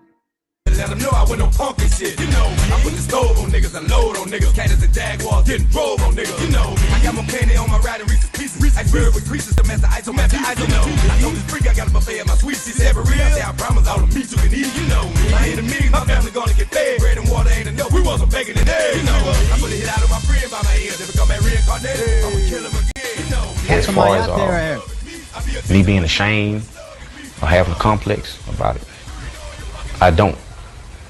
Because I'm a strong believer, if you got to be ashamed of something that you do, you shouldn't do it. This society away from society. That's something I respected. I woke up, first thing I wanted to see was him. Before I went to bed at night, the last thing I wanted to see was him. I love him. There you go, man. In a sense, Mark had been turned out by his own boy. He fell in love with Mindy, and in prison that made him vulnerable. David Mendenhall, he worked on radios. He'd fix my radio and everything. We got to talking, eating together, drinking together. We'd do a little drugs together, and we became friends. I had never turned a boy out or had a boy or anything, and that wasn't my objective. I was just supposed to pull him away from the other people he was kicking it with and to kick it with us. They never threatened me, and basically they give me anything I wanted. Watches, clothes, boots, shoes, anything I wanted I could get. His family had cut him off. Mail calls came with no letters from home and no money on the books. Survival was looking grim. Uh-oh, now you owe money. Damn. Hey, man, I'm telling you, fam, that's funny, though. You see? That's what mayates do. The male abuses the other male. Like Romans 1:26. It's not that you're black. It had nothing to do about color. You made it a racial thing because you want to hide this side. Profits all determined. Now this is another one. Check this out. Determine who's on top. Mark Moore, serving 20 for a gang shooting, was feared and respected at Limestone Correctional. Mark would become Mindy's man. Mindy, that's his nickname. I gave him that nickname all. Yeah, I got you in a bit, bro. And he was my baby. I was comfortable with him. In prison, your boys or your sisters, that's like your wife or your woman on the street. On the streets, bring money or get you whatever. In prison, the more coffee you have, the more cigarettes and bullshit you have, it gets you what you want. Gorilla Records is in full of business. Go ahead, bro. Go ahead. Shalom, bro. How you doing? I'm good, man. Shalom, bro. Shalom. Hey, that's bravo. Yeah, bro. You're gonna let this have it today, huh? It's because you know what, man. Let me see. Let me tell you something. A lot of our gente, we don't like to speak up because of the for the sake of not causing trouble. Like déjalo, no digas nada. That's what my déjalo, no digas nada. But hey, nah, bro. Yeah. You're not saying lies though, bro. You're not speaking lies. In the South right now, bro, like in those prisons, like in Alabama and all that. Well, that raping still goes on, bro. Like the white boys, especially, be getting raped by these black dudes a lot. They be fucking each other too, bro. But they don't have no correction over there, bro. They don't have no discipline in those places. Like that's why we did it, because like you were saying, bro, we usually are the smaller men in jail, bro. We're not the bigger dude. But we are the most disciplined. ¿Entiendes? That's why it had to be done, bro. Because estos mayates, bro, they were going at it on our people, bro. You know what I mean? And it had to be, and it had to be done, bro. You know what I mean? Yeah, and that's why it had to, bro. Go ahead. They had to, bro. And now we're the racist one, bro. When they were being the jotos, bro. When they were being the puñales, bro. And they, you know, just like they do everything, bro. Everything, they turn it around. You know what I mean? They turn it around, and you know, it's like, oh, poor them. It was for us, bro. Our gente, our antepasados, bro. You know what I mean? They were the ones dealing with these fools, bro. Well, check it. Yeah, check it. Remember when the book I showed you? I mean, it's clear that the Africans helped the Spaniards, the ones that had some kind of you know, political power over them, and they do the dirty work. And even in some material I have, it talks about the agravios, meant like when the Spaniards would move in. When hold on a second. Hey, Shalom, Meshi. When the Spaniards would move in, right? Let's say, for example, you know, like we're neighbors, right? You know, let's say where you're at, I'm at, you know, we're neighbors and stuff. Okay, cool, sounds good. And then we're like down the street, kind of like the issue we saw down the street. A Spaniard moved in, like, wait. So then what would happen is their servants, any chance they got, they would have agravios against us. They would rob us or violate us, which I don't know what violating means, but the spirit bears witness. Go ahead, bro. No, you're saying the right stuff, bro.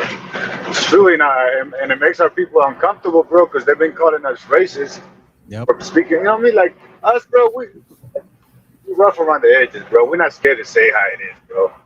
Tenemos un montón de gente humilde.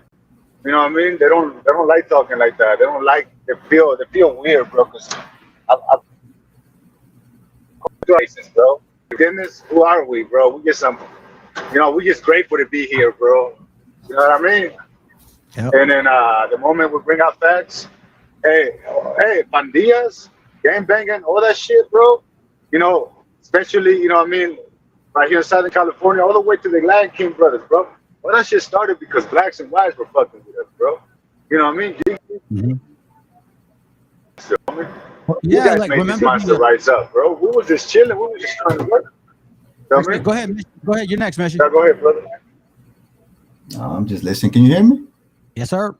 That's a first for a long time. I was got issues with this audio, bro. No, I was just listening, bro, because you know, it's kind of tripped out. It's a cultural thing for them, bro, because you know how they always want to be that pimp. They always pimping them, you know, saying them females out on the block, up in the hoods. Yeah. You know, so that don't change when they go inside. You know what I'm saying? They get their weaklings.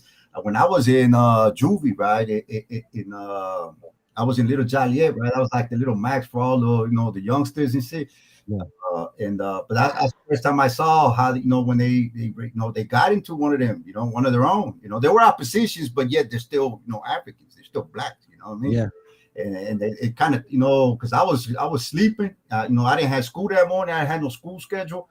And then you know how sometimes you know how you be in the bullpens. It sounds like just like that. That was already been sentenced and everything. But just like for anybody that's been in them bullpens, you know, you can't even hear yourself talk like the next person right in front of you. The echo. So, but anyway, somebody kept banging, making noise, and I was sleeping. I like, man, I was glad I didn't have to go, you know, to school that day, right? I was just take a little extra nap, and then I hear all that noise, and I'm just cursing them out, like, man, shut up, you know. And then my celly wakes me up, and he's like, hey, man, I think they got up into what's his name, and yeah, I think he was a BG, right? And I think they got him. He was the victim because he didn't carry that D at the end, you know. Well, there's some Illinois politicking, you know, and, you know, street politicking, but there were nothing but GDs. There were some GDs from St. Louis and some from Chicago, and they had a BG there. They were all folks, but then, you know, he was looked at as the ugly duckling because he, you know, them BGs don't carry that D.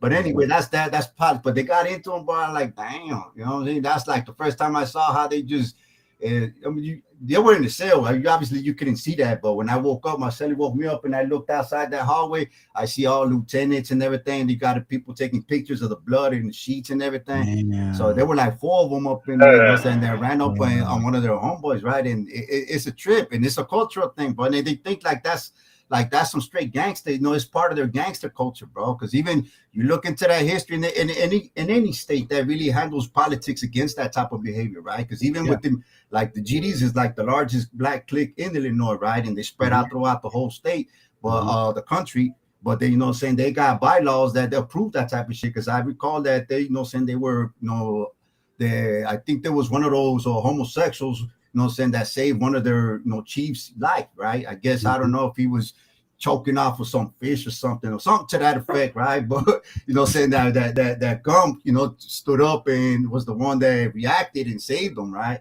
So I guess they got a blessing there to be able to walk them lines, right, along with them, because you know that's unacceptable, bro. That's unnatural, you know. And you can't sugarcoat it to anybody or anywhere under any circumstances, you know. Well, you know, I'm glad you say that, bro, because when it comes, it's like that whole thing. When push comes to shove, somebody is going to let you know. Somebody is going to remind you.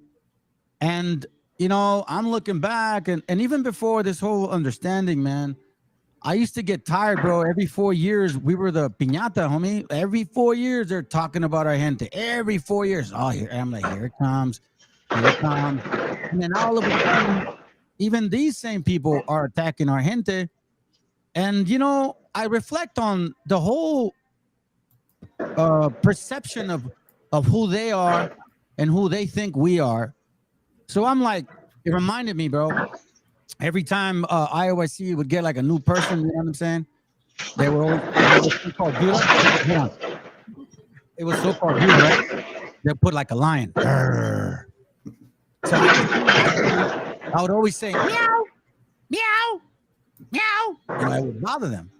And I was doing it out of jokes, but you know, when you really look at this, man, when you see the full picture of things, I have very, no somos como se dice, we don't take with people, bro.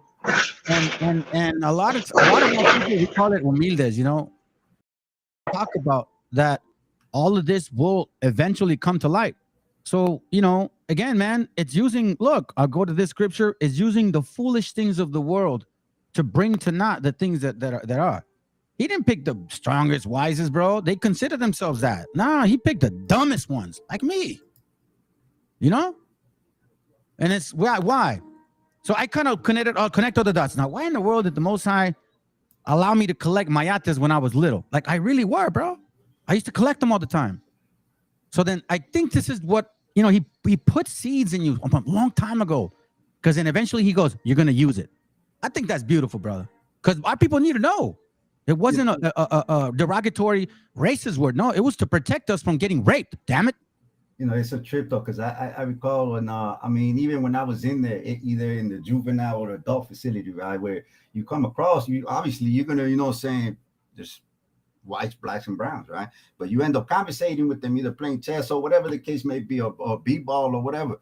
But I've had many cases when they were, you know, say when brothers use that, you know, start saying, "I viene este pinche mayate, otro mayate," whatever, you know, what the situation was. Yeah. And then they go thinking that they were calling them, you know, saying, you know, some niggas, right? And then, which is not the case. They're just saying that it just in Spanish, that's what they were being referred to. But the thing is, I never made that connection because obviously a lot of us are raised in the States and we lose that cultural ties to, you know, saying to the motherland, basically Mexico, right?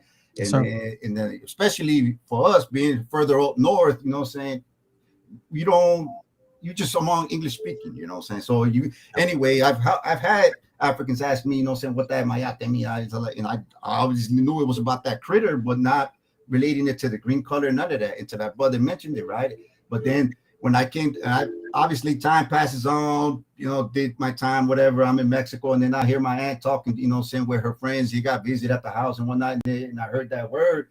And I'm like, what the? And I'm thinking, I'm expecting to see some black dude or something. I'm like, what? And then I was like, what is that? What you say? I'm like, and then she told me, I was like, okay. So then I saw it, and then from there I made the connections. But it's just like there's certain things that, you know, saying that you experience, hear, learn, whatever, you know, the case may be. And then later down the line, it just, you get that epiphany, right? Like, oh, okay, connections. But obviously it started, you know, saying wherever it started in that prison culture, you know, saying in Spanish speaking know, saying brothers.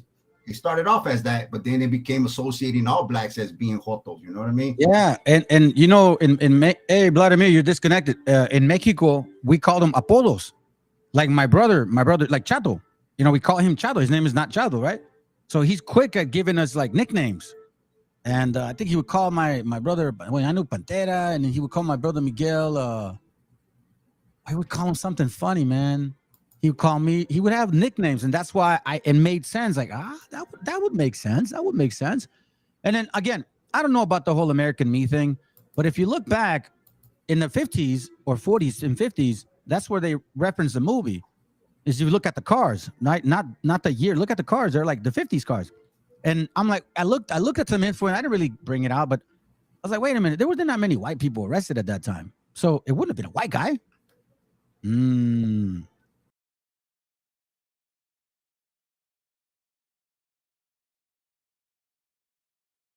That you can be part of those organizations, right? Those secret cults. Yeah, you know what I'm saying? Because even with the movie with they made that biography with the FBI Hoover, right? When he was always wanting to be part. He got tapped because that's how they pretty much say that they tap you, right? And to give you a little, pull your coattail that you either you want to be part of this or not. And obviously you got to answer on the spot. And he said, yeah, they got to be dressing up like females. Why you think a lot of people, get all on the Hollywood male figures, right? That they got to dress up as women or play female role actors. It's all the same thing, bro. It's just this, that's their thing. Check it out. Before I say something, do you want to say something, Vladimir? You good? So check it, all right? It's funny, man, that you bring that up, because one of my next classes, I'm all my classes are, hey, listen, I'm playing chess, bro. I know they think I'm not, but I'm putting my pieces in the right spot. So look at this. Look what I found. Affinity claim between Druidism and Freemasonry. Now, Druidism has a lot of wicked ass history, sacrificial history, orgy history, like a lot of weird stuff. You know what I mean? And then you connect Phoenicia with Druidism, and then Masonry, Druidism, Phoenicia. What are we noticing? It keeps, hey man, it's like it keeps pointing at some people. So I just wanted to share that because it's funny. I'm gonna do a class on that one too. I'm working on the books. Basically, anything relating to that is the opposite. There you go. Of the Bible or the laws of of the Creator. Because so basically, if like for instance, you put all the laws in the list, and then just look for the antonyms or the opposite of those words, that's going to be the laws for them. So to be part of their clique, you got to violate every single law that of God's law. You know what I mean? So basically, that's all it is. Is they just flipped it all around, and then that's how they create their their bylaws or structures. Is you got to prove you're one of us. You gotta you gotta blasphemy the Creator, or you gotta do or break all the laws that are in in the book. You know what I mean? So basically, it's as simple as that, bro. In a nutshell. Well, I guess you could say that it goes back to the whole dominant thing. They want to dominate you in every sense of the word. In order to do that, you got to prove yourself to them, and then it's break the laws of God. Yeah, well, I mean, man, I know that rape is a big deal. Happens to children, happens to women, happens to men, and it's very shocking to people, bro. A lot of people actually die from it. They don't ever make it back, bro, or they get turned out. They go buck nutty, It's not only inside; that's all out in public. Oh, Imagine all the people that have never been, convicted or or put charges against them, bro. There's a lot of people suffering out in so-called, the free world. That's for sure. Check it out. If you share something, go ahead and blame me out. Let me just play these two videos real quick. Check it out.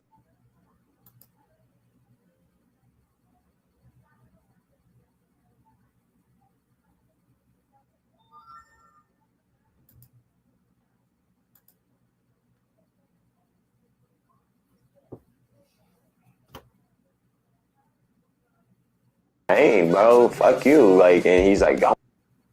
He was the worst.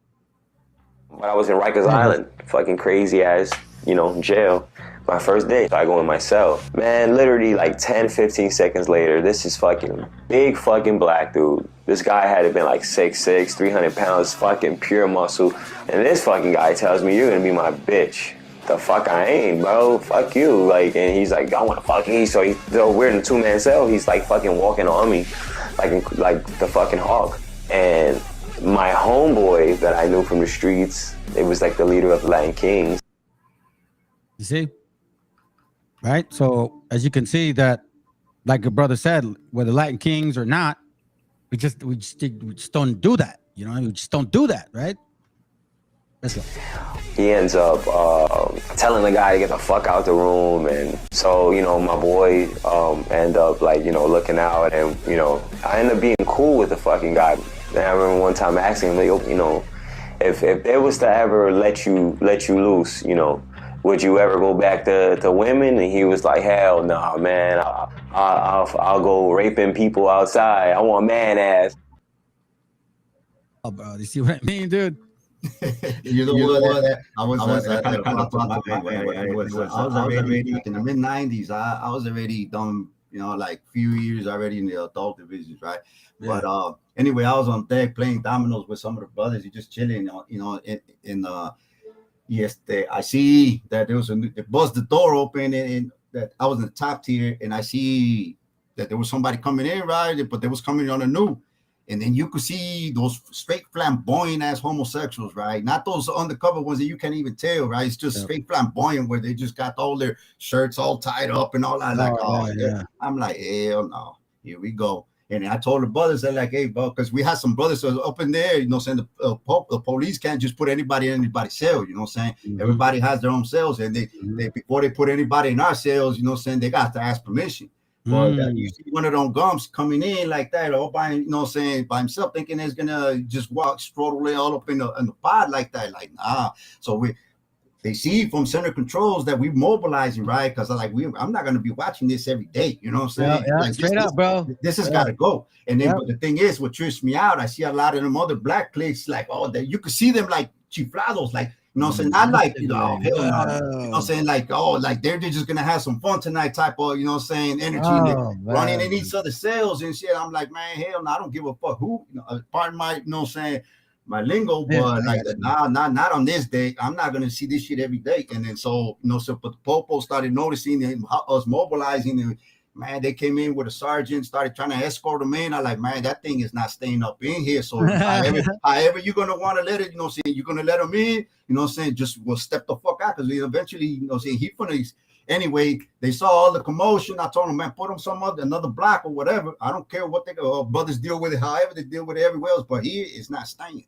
Yeah. So they just grabbed his stuff, his mattress, and everybody pushed off. But what tripped me out later that day, I see all these so-called little, you know, black, no chiefs of all these little black cliques, and I'm like, man, they ain't no different, bro. They're undercover too. They be faking the funk. Yeah. Well, a lot of the sometimes like watch. I'm gonna play this real quick. Listen to the music. Look what it says. Right, it goes about 36. Matter of fact, let's go through these real quick. Because I have, let's see, 1, 2, about 3 more. All right, they're all short. They're like a minute or 40 seconds. We'll pause in between.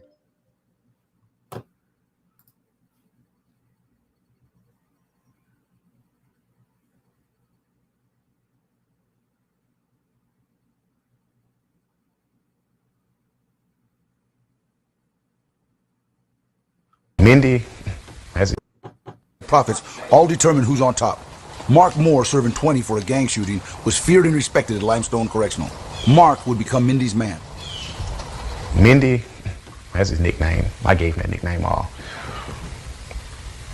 And he was my baby. I was comfortable with him. In prison, your boys or your sisters, that's like your wife or your woman on the street. On the streets, bring money or get you whatever. In prison, the more coffee you have, the more cigarettes and bullshit you have, it gets you what you want. Guerrilla Records is in full of business. You know, this is why, man, I had to find this picture. And when I was little, bro, I used to trip out on it. So it's not about color. It's about this here. And it's funny though how we could find ways to like nickname people, bro. It's amazing just how our spirit moves a certain way, you know, and it's for basically protection. I think this is. Yeah, and ended up fucking out his ass the rest of his life while he's here on account of 10 suits. Got him that way. Because 10 suits, if you can't pay it this week, it's going to cost you 20 suits next week. And the week after that, it's going to be 40 suits. So sooner or later, the man's going to step to you and tell you, hey, I'm tired of your shit. Mindy was preyed upon by convicts who use the boo game. The boo game consists of terror tactics and loan sharking to turn a guy out. One of the first things they're going to throw up is the stuff they've given you. You know, you owe them for that. And then they kind of put the boo down with it, the boo game. And to where you owe them that plus interest, you know. They try to get you in a bind. Race, gang. Oh, my bad. You disconnected, bro. What I trip out on the most is how comfortable this psychology behind all this is, man. Ain't work. Hey, I ain't got no means of money. I got a box full of candy back there. Cookies, zuzus, and wham-whams is what they call it. I'm going to loan it to another inmate. I'll let you get a pack of cookies for 2 packs back next week. If a man borrows too much stuff, it gets too far in debt. Either you fight for it and let him know I'm not going to pay you, so me and you just going to have to whoop each other's ass and we're going to go to lockup, or we're going to go back here and fuck, just ever how you want to do it. That's the way.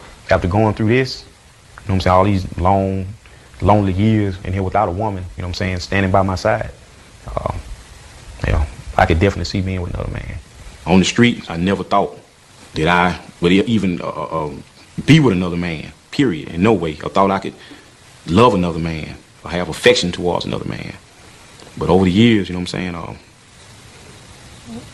I don't know, it just, prison turned me out, you know, into sort of a freak. Yeah, y'all. After going through this, you know, damn, that's crazy. Prison turned him out. I'm almost done, family. I got this one more. And then this is regarding the psychology behind it, man. This guy was saying that, I think, what was it? Did I play it? No.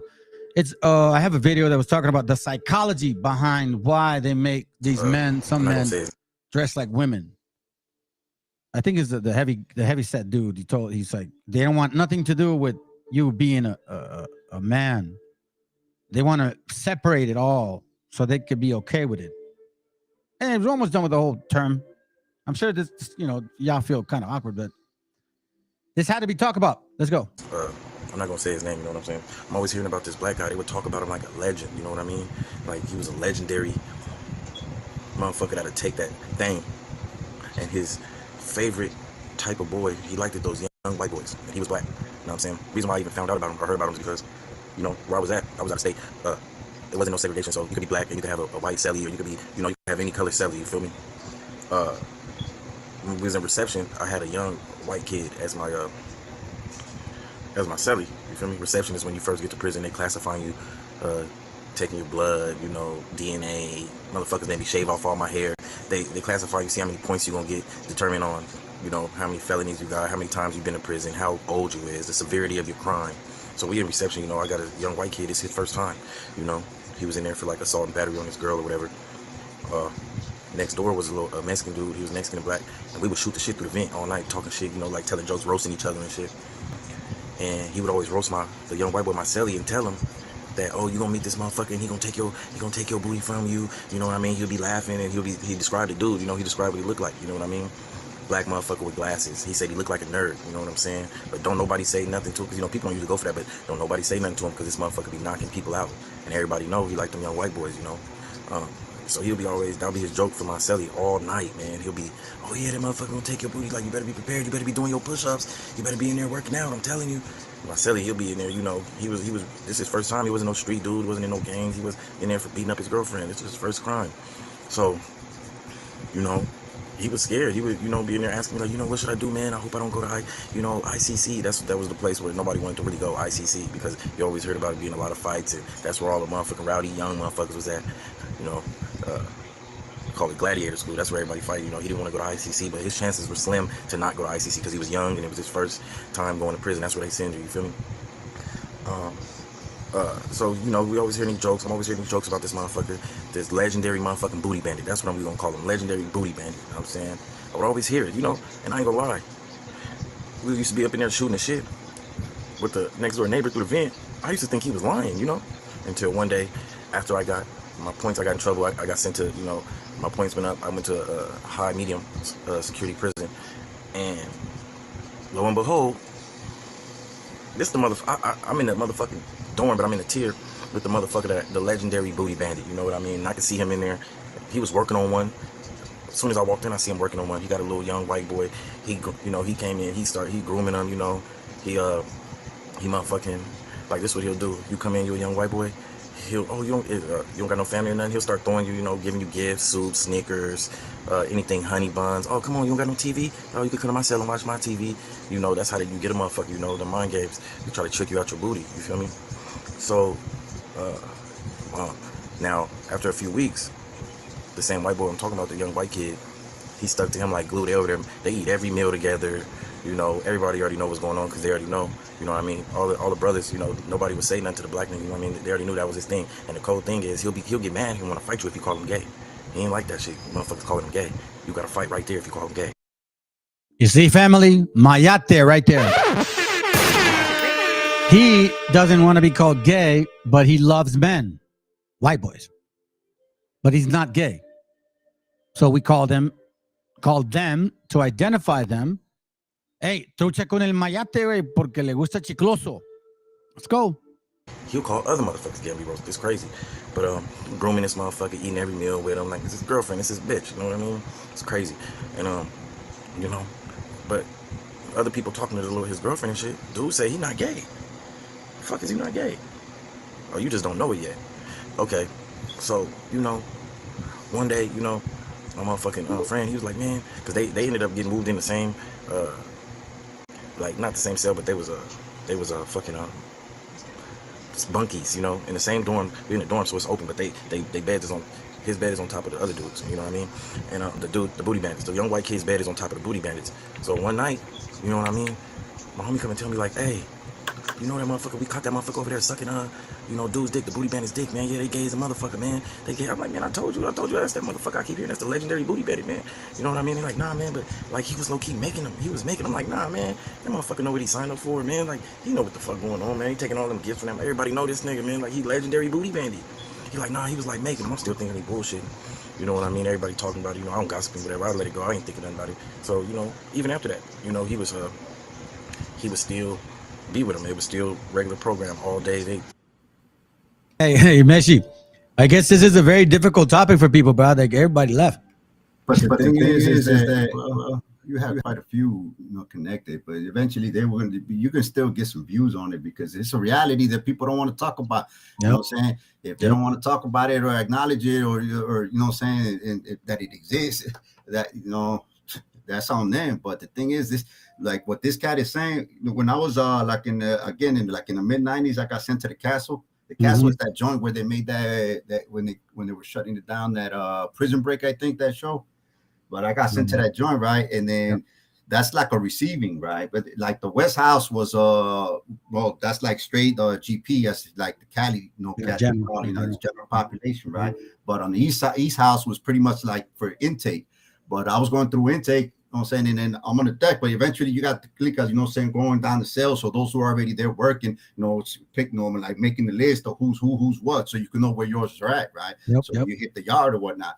But anyway, it was at nighttime. We got there like midday, but at nighttime, say there was this one cat that was, cleaning, a black dude that was cleaning his folks, and he was cleaning the deck, right? And he's when he found out, when he did that list for his people, there was a SD right next to us, right? And it was those are oppositions to us, to the people I ran with, right? But but there was a white dude. It's a Spanish clique, right? But they call themselves Satan disciples.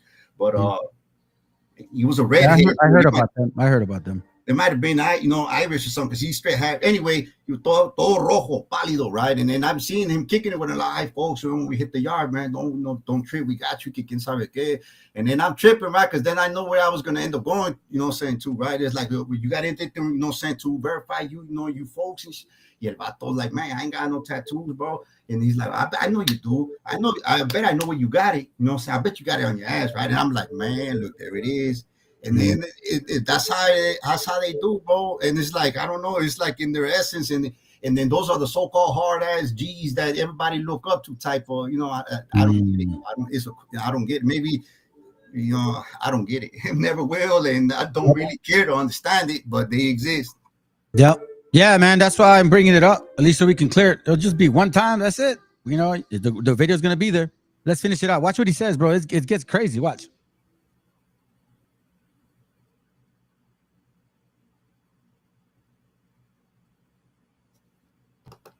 The audio's gone.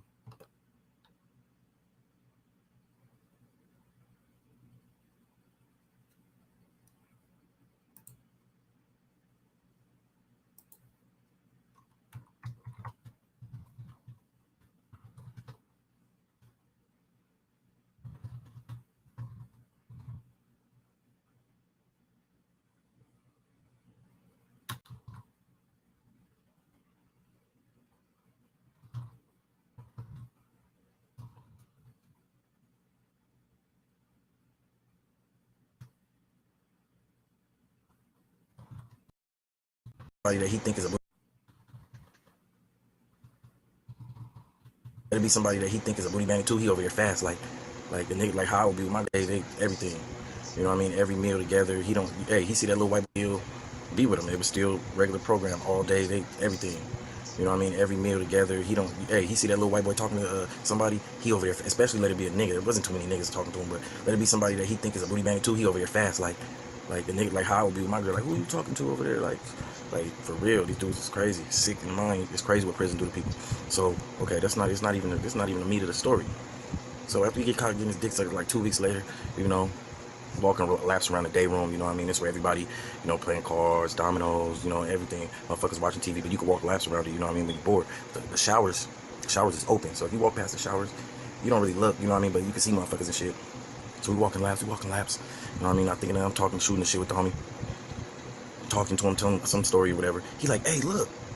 We look over there, we hear noise. He's like, hey, what the fuck is you doing? It's the booty man on top of his motherfucking girlfriend, the little white boy. He over there, you know, doing his thing. He doing his thing. But that's not the cold part. The cold part is the little white boy is having a fucking seizure, nigga. He's having a seizure. This sick motherfucker still fucking him, nigga. He's still fucking him. Motherfucker having a seizure, nigga. All I see is this. Motherfucker still fucking him. Hey, what the fuck is you doing, niggas? Hey, niggas had to stop that. Like, you gonna kill this motherfucker. This nigga's a savage. He didn't give a fuck. Like, it's crazy. This motherfucker. Oh, man. And that's not even the one that I had heard before where this guy turned this dude out on purpose. He forced him, raped him for 4 days. Guy came out, the white boy came out with red hair and a shirt between his legs. You're going to hear the truth, whether you like it or not. You're going to have to live with your spirit. But we see that spirit lurking among you Canaanites. I mean, what's that dude polite? Didn't he go to jail for child abuse? For pedophilia. It's called psychopedophilia. Psalms 18 and 30. It reads, we're almost done now. As for God, his way is perfect. The word of the Lord is tried. He is a buckler to all those that trust in him. And if you think, it's kind of like picking up the sword that don't belong in your hand. Eventually it's going to cut you. And I'm glad it has. Because he has tried us. In every way I've learned, the Most High's way is perfect. It requires a lot of patience and hope. Genesis 3:19. In the sweat of thy face shalt thou eat thy bread till thou return unto the ground, for out of it was taken thou, for dust thou art, and dust thou shalt return. The reason I read this is because it says, in the sweat of the face shalt thou eat bread. So we got to keep working, fam. Till thou return to the ground. So this is our job. We got to keep working. Repentance and hope for the best.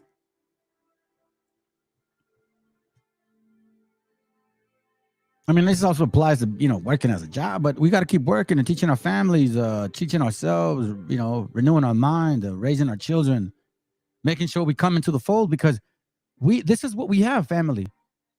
The spirit of family. We have the spirit of family. So when I say 1 Timothy 5:8, you brothers understand. But if any provide not for his own, and especially for those of his own house, he had denied the faith and is worse than an infidel. That also talks about take care of, you know, paying your bills, whatnot. But it means also the scriptures. Because we're at the point where you got to start now digging deeper and really bringing your children and everybody in your household to the fold. You got to provide for you. Sirach 17, watch. And this applies, this is mostly scripture, not real work, not job. This is Bible right here. Sirach 7:15, hate not laborious work, meaning don't hate the fact that you got to learn the milk. Don't appreciate and acknowledge and embrace the fact that you got to go start all over again. Don't hate it. This is a time to grow. Keeping the commandments is our walk. And living in an honest, as much honesty or in an honest way as possible. I'm not hate not laborious work, neither husbandry, which the Most High had ordained, meaning you're the leader of the house. Raise your family. Teach them right.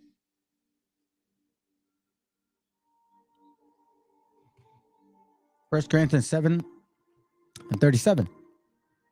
Nevertheless, he that standeth steadfast in his heart, meaning in his mind, sure, not wavering, having no necessity, but had power over his own will. Hey, listen, just because the word Mayate doesn't apply to black folks, it just applies to the way they act. And it's a spirit that you guys have. I mean, you guys are wondering why this guy did what he did. I couldn't believe it either. But it's because of the spirit. And you know what? It's what you are. Quit trying to say that we're the same people, because collectively we're not. Let me see, where is it at? I thought I had it. Oh, here it goes, right here. Don't be surprised.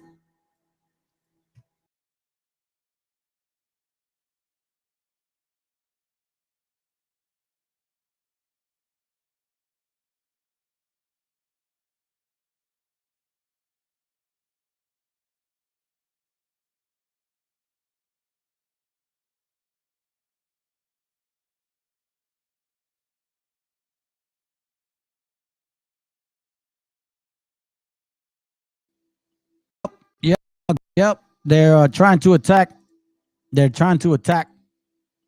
All good. Yeah, they did. They did get in their feelings. That's why they're not showing up. Listen to this. Are you freaking kidding me?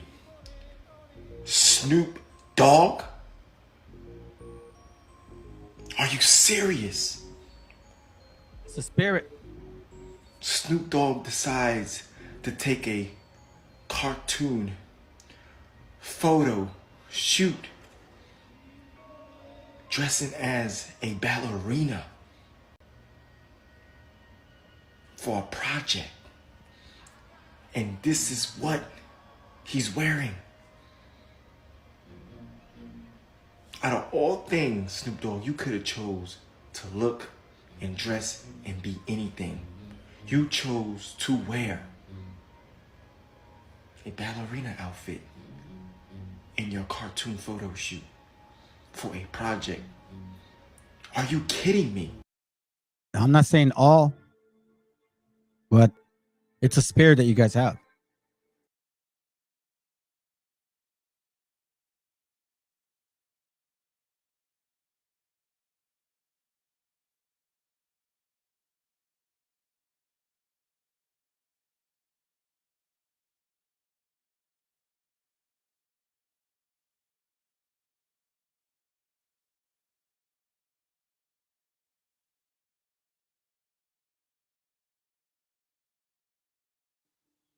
Oh, man. Instead of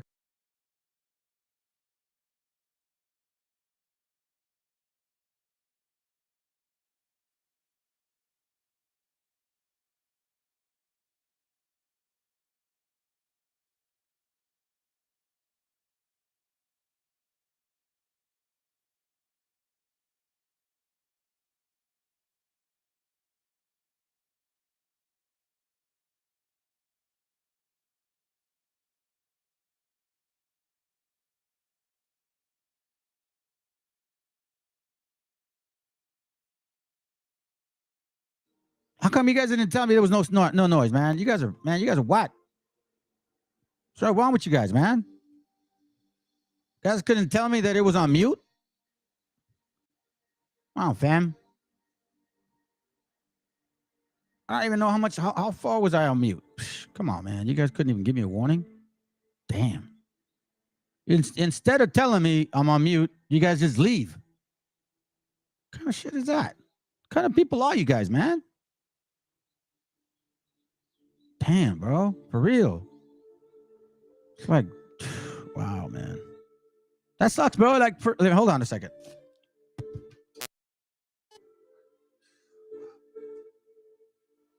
That's right. A ver, que alguien me explique. Bruh. Wait a minute. Who are you?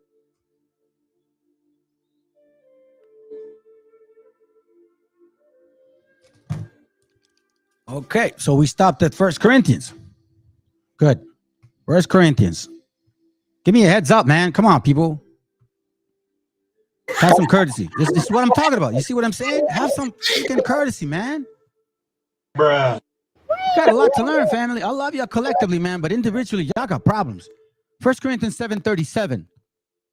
Nevertheless, he that standeth steadfast in his heart, having no necessity, but had power over his own will.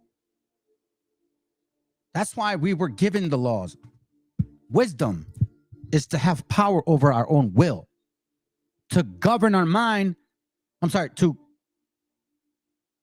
control our mind and govern our spirit.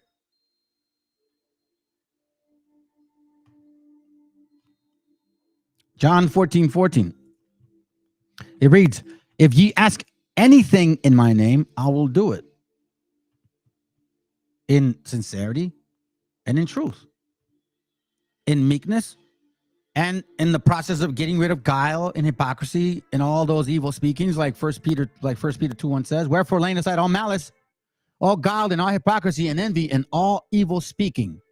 So when you're working on yourself like that, you're working to build your home. You're actually providing for you and your family. When you get into these scriptures and you learn how to walk circumspectly, you learn how to pay attention to things that maybe matter or things that don't. Ephesians 5:15, see then that ye walk circumspectly, not as fools, but as wise. As fools as wise. So what I'm showing you guys today, I don't care if y'all offended, man. Timothy 2:8, sound speech that cannot be condemned. That cannot be condemned. Sound speech, that cannot be condemned. That he that is of the contrary part may be ashamed, having no evil thing to say of you. Why? Because I just showed you guys what the word MAYATE means. That's sound speech. You can't condemn that. Stop saying it means, because MAYATE means black or Negro. No, it does not. Stop lying. Nobody needs your empathy anymore. Any more than the next man does that, probably didn't have it good. Look, family, everything is on its season. Everything is in its time. And now it's ours. Ecclesiastes 3:1. And to everything there is a season, and every time to a purpose, and a time to every purpose under heaven. This is my purpose. To show you guys how we are the light of the world. And that doesn't mean that, no, we are the example of how to conduct ourselves. Matthew 5:14, ye are the light of the world. A city that is set on a hill cannot be hid. We are the most productive, the most hardest working of all nations in the world. When people go to Mexico or Latin American countries, they understand how welcoming we are. We don't try to be above all other nations. We have the mindset of a collective nation. Why do you think South Mexico and down south, they don't have as much drug issues as they do? Even here, we don't, but they do. Why? Because as people, we understand what family is. And we understand that family means nation. When I say Mexico, I don't mean the land. I mean you guys, the people. It's the mindset that we should have, that we are kings, not rulers, kings, meaning standard. Raise your standard. Even the Igno of Mexico says that your history is written with the pen of the Most High. We come from rulers' family. And we should believe that. And you should always think that. Like leaders, innovators, high producers, people that care about their mothers and their fathers and their kids. I'll show you something real quick. And I'm going to finish it. Because you guys don't care anyways. Where is it? Here it goes. Watch what it says here, right? Let's listen to him. Participantes de América Latina y observadores de fuera es que reunamos los presidentes, demos un paso más. Lo que yo propongo es tener una voz diferente y unificada que defienda nuestras sociedades, nuestro futuro y nuestra historia. Y dejar de repetir un discurso fallido que ya fracasó. Sin vergüenza. Sin vergüenza. Es lo que significa la palabra. ¿Por qué? Porque no tenemos nada que ocultar. Porque los que han cometido los errores no somos nosotros realmente. Los que hemos puesto la sangre somos nosotros. Los que hemos puesto el dolor somos nosotros. You know what he means by that shit? You guys want to know what it means? Is this right here? Is this right here exactly? We're done with the class today. Hopefully you guys are watching, listening, and being patient. In this channel, we don't bullshit. We have a mission. We have a, not an agenda, an awakening. That guy that you guys heard about, that's Presidente from Colombia. And listen to what he said. El consumo blanco ario del norte está acercándonos a la extinción de la humanidad. Entonces, los problemas políticos y de inestabilidad de nuestros países crecerán, crisis climática que será respondida por el norte como en Palestina. No los van a invitar, no les van a permitir la entrada, ametrallarán y usarán campos de concentración. That brings me to what Trump is now vowing over the weekend. And this should be known so you understand what we get from Trump tomorrow night at the debate might not be this extreme. He might even run right away from this. But to his base, with that programming, he is campaigning on what he says he will do, that he will order officials to go past what I just showed you the law is, that he will do, quote, bloody border enforcement, that he will have people, quote, killed immediately for returning to the U.S. border. Getting them out will be a bloody story. Should have never been allowed to come into our country. If you come back, you will be executed, you will be killed immediately. Not going to be easy, but we'll do it. El consumo blanco ario. This means right here, in case you guys haven't noticed.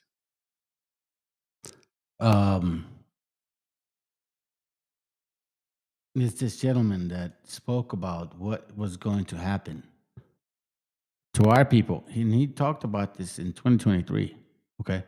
Anyways, so like before I leave, I just want to share this with y'all because I want to talk about this on Friday. I mean, I think this is important to me, so it should be important to you. I think this is fucking really weird and shit. Honestly, the scriptures talk about like, don't do this fucking shit. Like, don't do this. Don't do this, man. The Bible talks about don't do this, man. This is like what is it called? Inbreeding, okay? Inbreeding, and they're justifying inbreeding off the Bible. So, but they don't even understand that the Bible says exactly not to do that.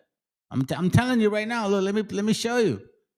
I'm gonna show you the video. We're gonna really go deep on this shit on Friday, bro. Like, this is crazy. Check it out. Look at this shit. This is fucking nuts.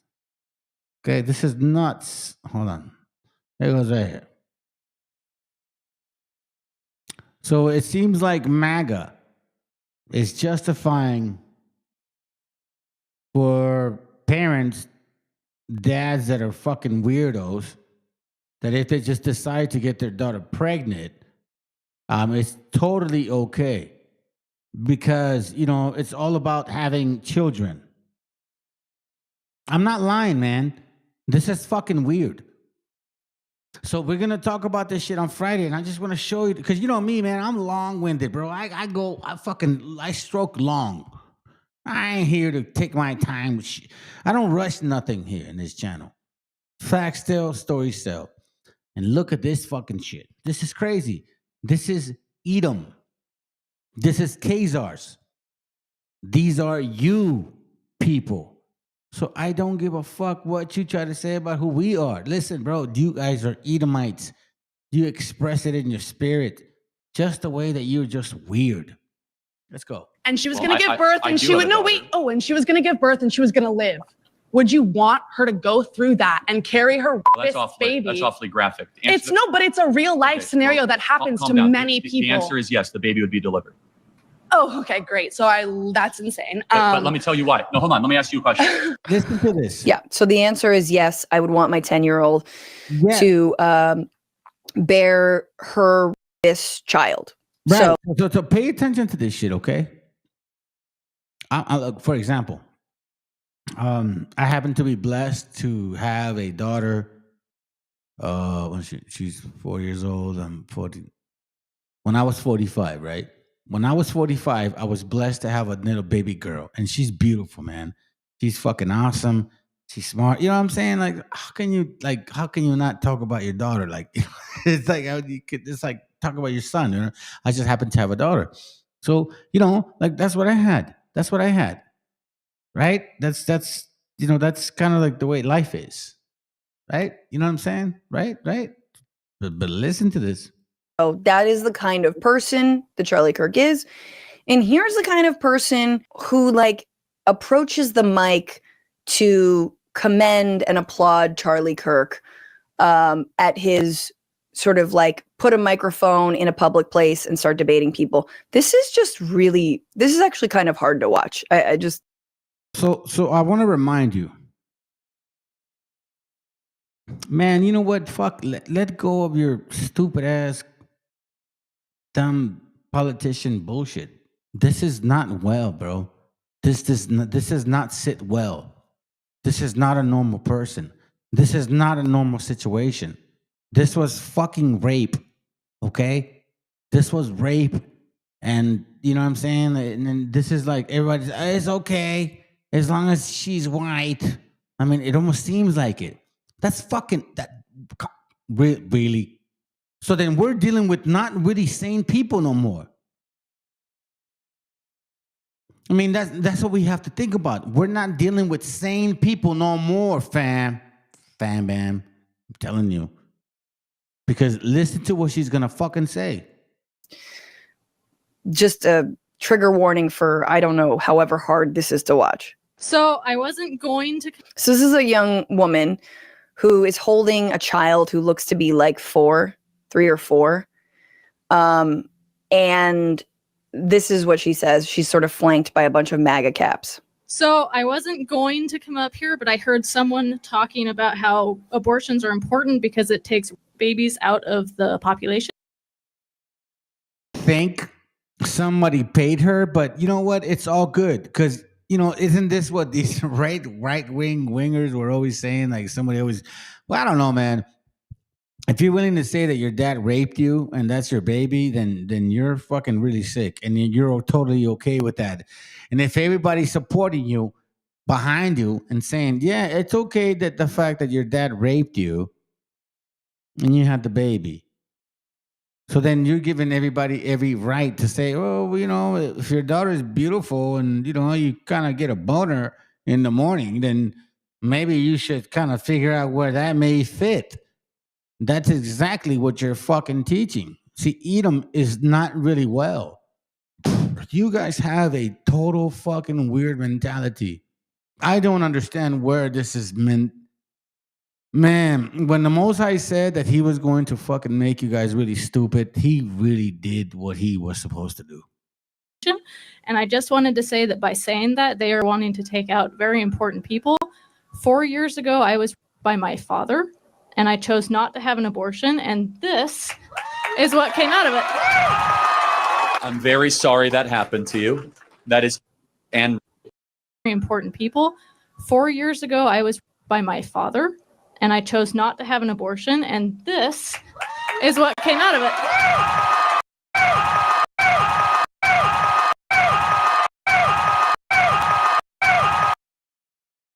To fucking memorize that fucking picture, that what he's saying.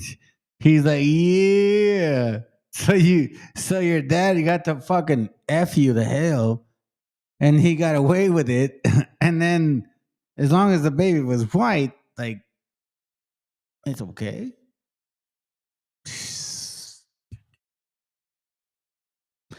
Edom. I'm telling you right now, bro. You Edom. Listen to me. You may need my help. You may need our help.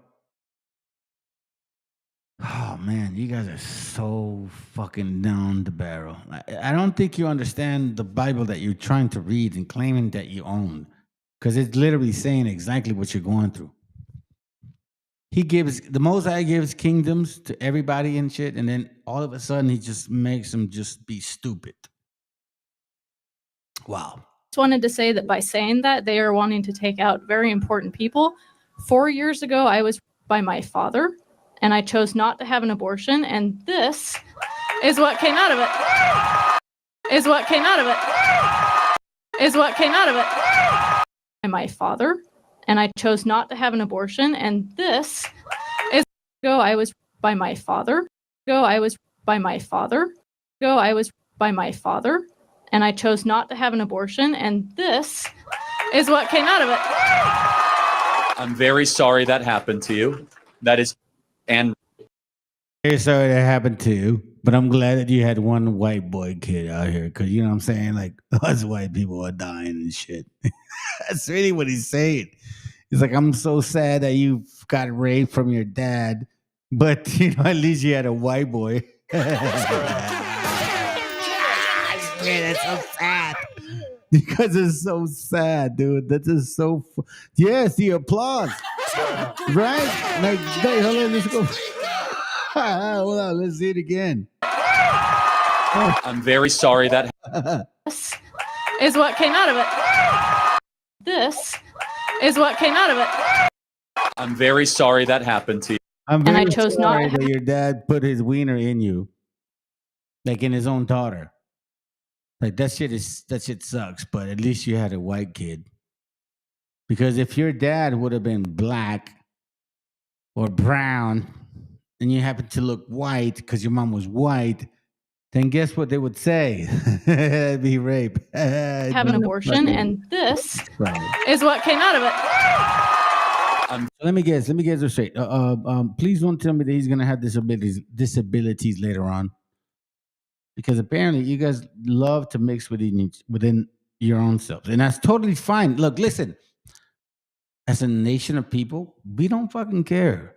If that's how y'all roll, fucking do it. But don't hold other people accountable. Look, how come her dad ain't in jail, bro? Like, what the fuck?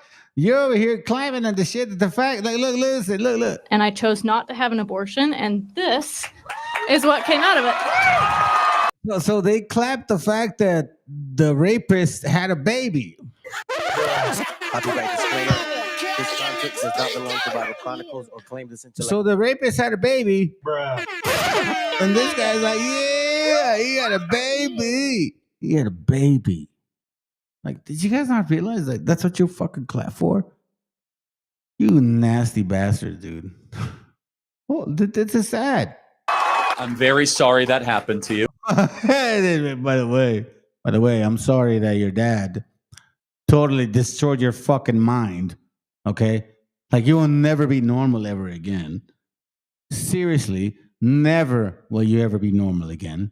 Because your dad, like, punctuated you in a sense, and he even fucking somehow made balloons out of you. You get what I'm saying? To be nice. But he's like, no, I'm sorry. Like, you know what I'm saying? Like, at least you made a white baby. By my father, and I chose not to have an abortion, and this is what came out of it. I'm very sorry that happened to you.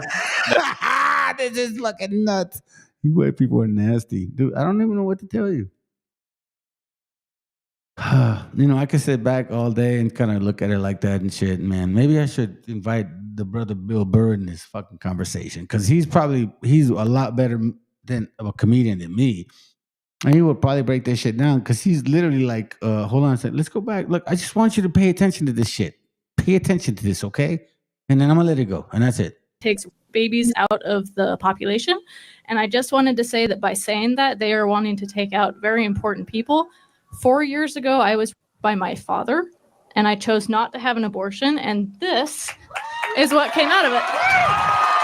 I'm very sorry that happened to you. That is, and it was a terrible thing that happened to you. What is your message to people that say babies conceived in are not human beings? Oh, God. They are absolutely human beings. They are made individually by God, and they can do some very important things, I believe. Can I just say something? I think that shit is planned. I mean, just the way that he's like, well, you know, after such a fucking dramatic experience of you getting effed by your daddy, and then you have a baby, you go through like 9, 10. Hold on a second. I mean, it wasn't like your dad just went and did that shit out of nowhere. You know what I'm saying?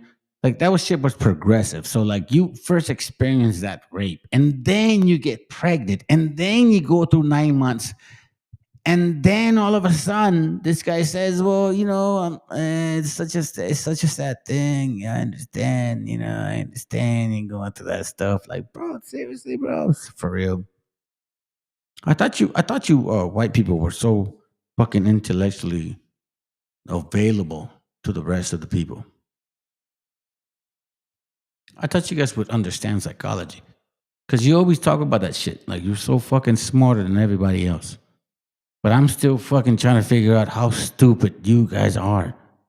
And I wonder, like, God, did you really let these fucking dumbasses like rule us like that? And God's like, yeah, I let stupid fucking pale skinned people rule you because they're this dumb. Believe that he'll grow up and he'll help people, and based on all of our experiences, we can try and keep them from doing the same thing that their parents did.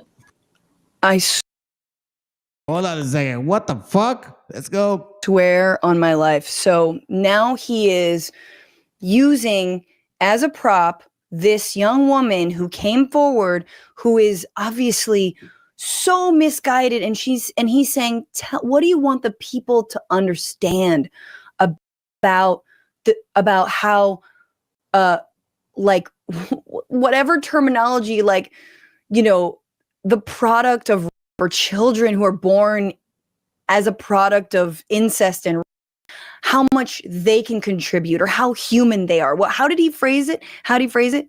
They are absolutely. And to you, that is. This is not a drink, it's a drug. And here's how it became the most widely used drug on earth. Meet Caveman Jim. He didn't need And it was a terrible thing that happened to you. What is your message to people that say babies conceived in are not human beings? They are absolutely human beings. They are made individually by God, and they. What do you? All right, so basically what you're saying is that your dad raped you, and you were totally fine with that, and he cheered on with it. This guy cheered it on. He's like, "Oh, I'm so clapping. Look, watch this." And it was a terrible. And this is what came out of it. I'm very. He clapped rape. I mean, seriously, you clap rape. Somebody put that on a shirt. You clap rape. Don't be stupid. Don't be a Beavis, bro. You're a fucking Beavis looking motherfucker over there and shit. Look at this. Look at you. You clap rape. This is what came out of it. Right. Don't stop. Like, no, I want to see your fucking. Not have an abortion, and this is what came out of it. You see that right there? You just had showed a hand of, babe, come here real quick. Look at this. Look at this. Oh, it's you. I'm sorry, honey. Well, you know, I'm glad that you're here. That's my baby little girl.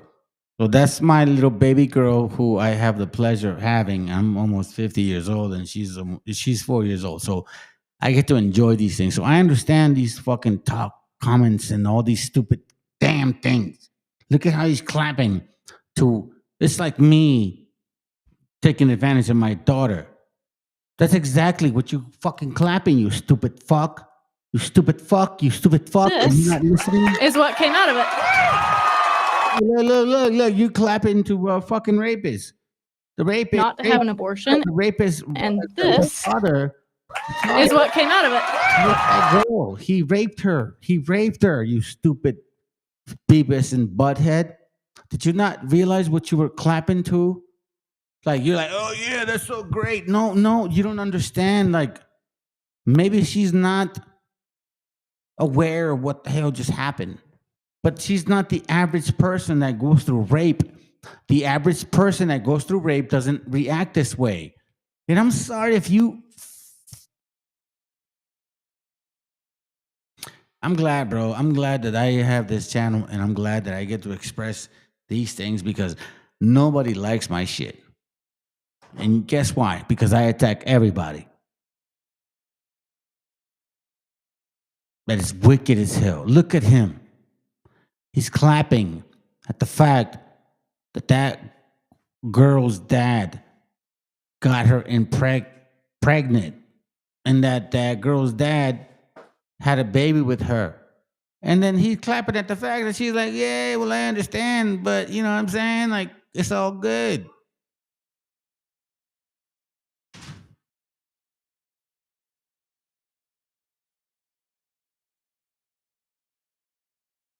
Tell you what I'm gonna do, fam. We see the truth.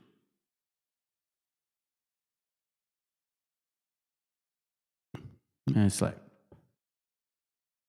give me a second.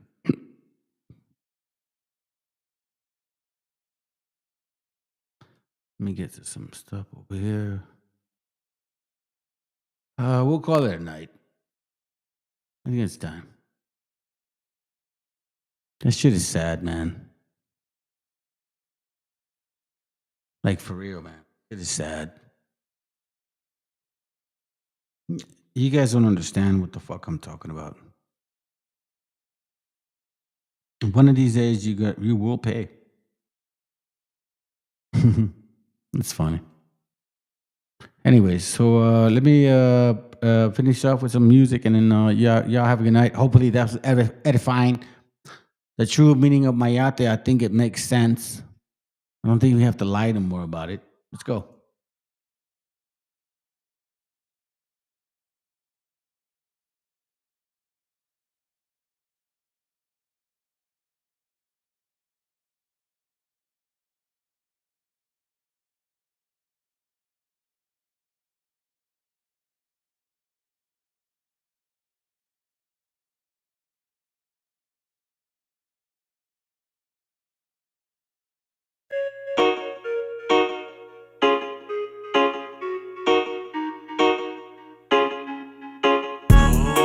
Hay tiempo para pensar si hoy no queda más que reír por lo que nos hizo sentir.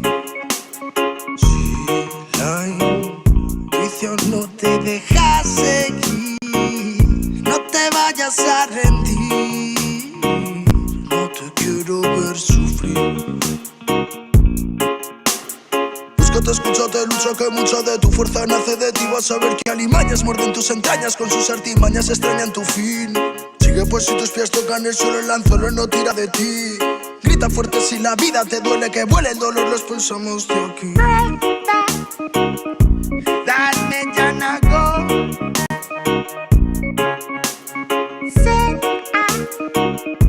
Mi llorar frío.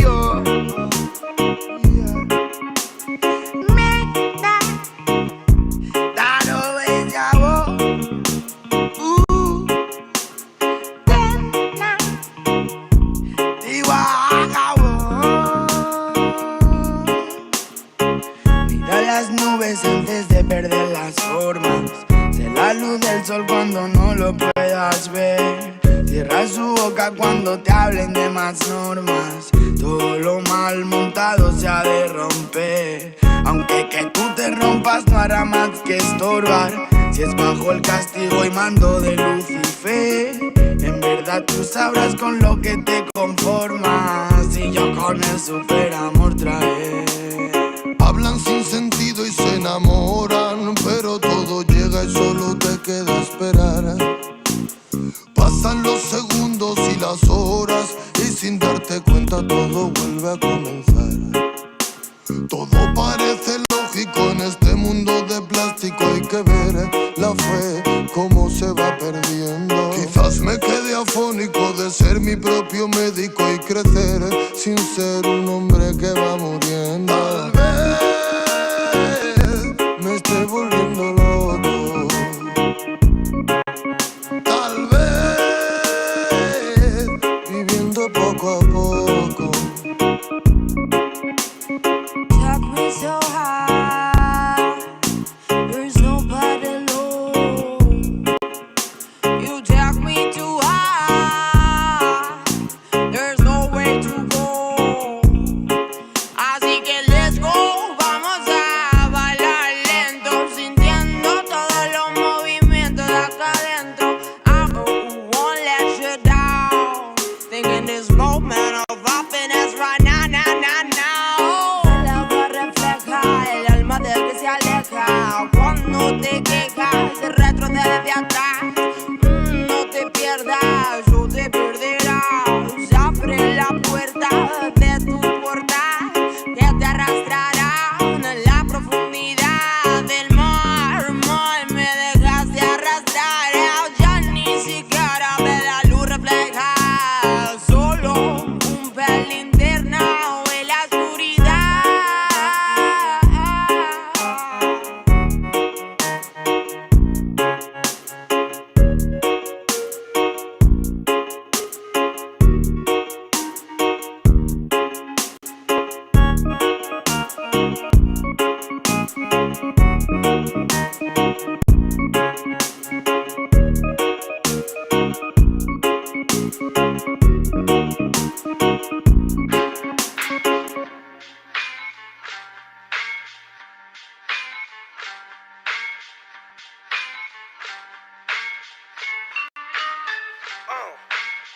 En la Plaza de Reyes, Black 50, Soplón. Yeah. ¿Qué vas a saber? ¿Qué vas a saber tú? Oye, chibolito, faltóme. Pulpín de los pulpines, batería de Rapunzel, de rapeos, de raptos, de lagartos en cuartel. Cualquier la pega de cruel con un viejo coronel. Soy flojo, se me antojó dormirme en el laurel. Elevé mi level con un label y un Faber-Castell. Ya un papel, lo empape con sangre de todo aquel que se jura Nobel y no ve mis trenes en la riel. What's so man? ¿Por qué no sacan la tablet? Juro por mis aguas que no te hablo por las powers. Soy chinchado neto, búscame por Pico Sour y te voy a meter al centro loco como Beckenbauer. Escúchame atento mi pro, que estamos rompiéndole en pro. El negro de Plaza de Reyes como siempre rompe de este micrófono. Que quiere meterle como yo pero no puede meterle tacoplón. Si te pensaba que solo era un gallo, déjame decirle que se equivocó. Real motherfucker feeling on the street.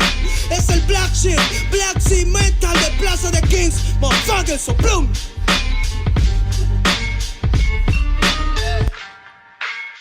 Nero Luis, man, desempeña en la victoria para que sepa. Incas Mo, Money Gang Gang, yeah, yeah, Yo también he llorado, gente. También me han desplazado por mi rasgo afrodescendiente. Sí, un perro no habla pero siente. Cuento historias callejeras pa' barrios de delincuentes. Y soy un perro que te ladra, que te muerde y que te huele, nene. Soy más que Lele, ustedes para mí son pelele. Con mi jauría todo el día en busca de los cheles. Tengo un perro en fiscalía que nos mueve los papeles. Y otro en la comisaría para evitar el susto. Muchas veces me han llevado por solo como luzco. Perdón, madre mía, si yo le causé un disgusto. Pero en esta vía yo crecí rodeado de perros chuscos. Yo sé que me quieren ganar, yo sé que me quieren tumbar y no pasará porque soy de verdad. La super rafina, la Dodo Style, metido en latina aprendiendo quizá. Yo tengo el style, no mido la raza del perro, yo mido por la lealtad y yo soy leal. Yeah. La calle te enseña lo que no te enseña la universidad. Yeah. Saliste ese peña aquí con una seña te tiran para atrás. Yeah. La calle limeña aquí nadie la tenía, ya nada es igual. Yeah. Tiene que respetar, yeah. Tiene que respetar. Yeah. La calle te enseña lo que no te enseña la universidad. Yeah. Saliste ese peña aquí con una seña te tiran para atrás. Yeah. La calle limeña aquí nada le doy, ya nada es igual. Yeah. Tienes que respetar, yeah. Si yo soy tu papá, yeah, yeah, yeah. Cinco Mob, negro. Yeah, Cinco Mob, nigga. Yeah, Nero Luigi, man. Incas Mob, yeah. It's Money Gang, gang, gang, yeah. Hey, yo. Yango en la maldita casa. Me llaman pa' que les dé al menos una vez al mes. Se metieron al lago y olvidaron que era el mes. For everybody bless. La fama es una puta, me está llamando a las 3. Dile que llame después. de la 16 y 25. Volví de la infancia de Abraham Lincoln, con fuerza ya inco, luchando para salir del rincón. Letra callejera en CD brinco, under del under. Puede que tu viejo te lo mande, sale de vez en cuando como el cóndor por los Andes. Mi cuerpo no es de madera como Dandy. Antes que me branden, yo seré el ola que los expande. Aunque esto me pique en la madera, no sirve ni para romper el ticket de un evento afuera. Loco por la carrera, desafían la gravedad. Yo espero tras la barrera y llego con la novedad. Niña, tú solo espera que ya encontré la manera. He visto bastante por querer lograrlo saltando escalones dentro de la escalera. La vida me puso al depósito, yo soy de púlpito pa' que el mundo conociéramos de esta parte mejor intérprete que de esta cordillera. Sin luz afuera, que el espectáculo es dentro, la calle es mi templo, tiembla el pavimento, cuando yo me concentro, mis disparos son temas, la calle un poema, se siente desde cuando entro, y a toditos estos drogaditos que creen que rapean, los regreso al centro de mi balcón. Yo he visto el clon del clon en la misma gestión, pero a la malla no llega el balón, y para esta pantalla no soy el patrón, yo ya me sé la cuestión, y doy fe por cada renglón, consciente de la operación del final Mbappé con la edad de bufón, de Young la maldita casa, Plaza de Rey y papá, el Nero Luigi, Black Cimental, hip hop peruano. En la maldita base.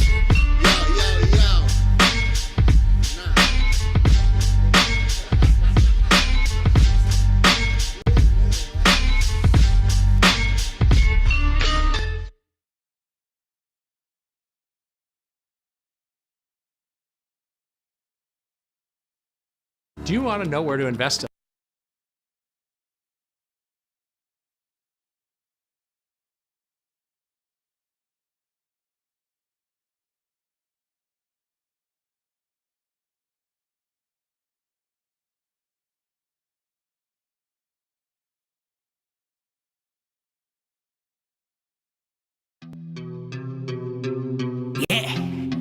Oye, es nada más y nada menos que el motherfucker Blasphemous de Plaza de Kings.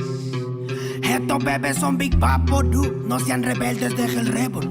Yo no me quede, yo me hospede junto a Belzebú. No me remete, plebe, no soy leve como tú. Si hay algo que no muere, eso es el hip hop Perú. Y para estos pericotes traje una chica perica. Atrás te voy a mostrar como dos monstruos rap trafican. No trate ni trepe, solo trote, señorita. Treque, donde la sangre salpica. Se aplica, te explica, replica. ¿Pa' qué? Aplica, practica, suplica con fe. A mi perro grita, yo lo mataré. Tu madre llora y canta la bandeja. Flow peregrina, chivolo propina, ina. Hacen base, mejor coja vaselina, no imagina. Mi vida fuera de una esquina. Yo solo quiero más chavo pa' comprar más chilindrina. Gira, que somos puros animales rompiendo de todos los cristales. Repete señales que a ti no te sale. ¿Qué pasa, compadre? Somos naturales. Voy a llenar todas las editoriales. Rate de mi huevo pa' los tribunales. Tú eres un antianal, yo experto en artesanales. Yeah, se me afaga la cimuita, sopló. Hey, Terco 92 B09 está en la casa, barrio. Escucha bien, así se hace, Yo. Tengo problemas de actitud y poca paciencia. Hablo si me da la gana, nadie me silencia. No quieren aceptar que pa' muchos soy influencia. La voz de los barrios que llega a tocar tu conciencia. Yo sé que muchos quieren llegar a ser tendencia y hacen lo que sea sin pensar en las consecuencias. Es la diferencia, yo mantengo mi esencia y ustedes por pegar han cambiado hasta de apariencia. Y no es que lo diga yo, pero la gran evidencia es que cambian de personalidad con frecuencia. Y no son locos con inteligencia, solo quieren un poco de atención con insistencia. No presumo en nada, hago todo a mi conveniencia. Por eso te doy una sugerencia: conmigo no busquen competencia, que llevo 10 años ganándole a la vida y lo sabe la audiencia. La firme, qué ocurrencia, ¿cómo pueden joder sin prudencia? No se dan cuenta que mi experiencia es a base de exigencia. Mi trabajo es con independencia y el de otros de un productor depende de su permanencia. Sigo firme en la resistencia, dándole más rap en el track hasta por correspondencia. Que muchos disques evolucionaron, no es coincidencia. El dinero y la fama hizo que pierdan su decencia. Terco 92, cuando quieras, donde quieras.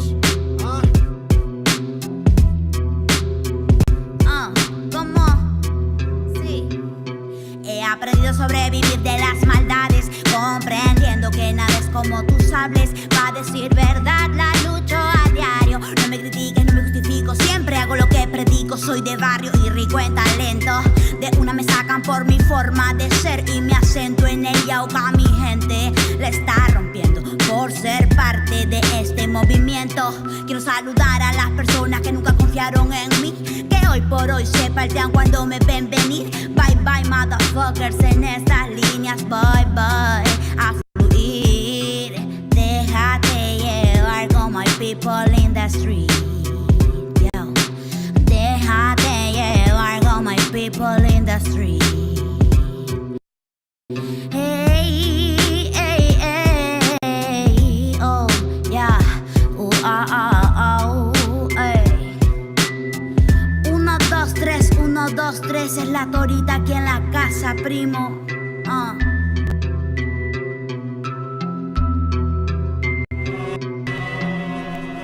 Yo, comentando, ¿qué dicen? Sí, ¿qué cuentan?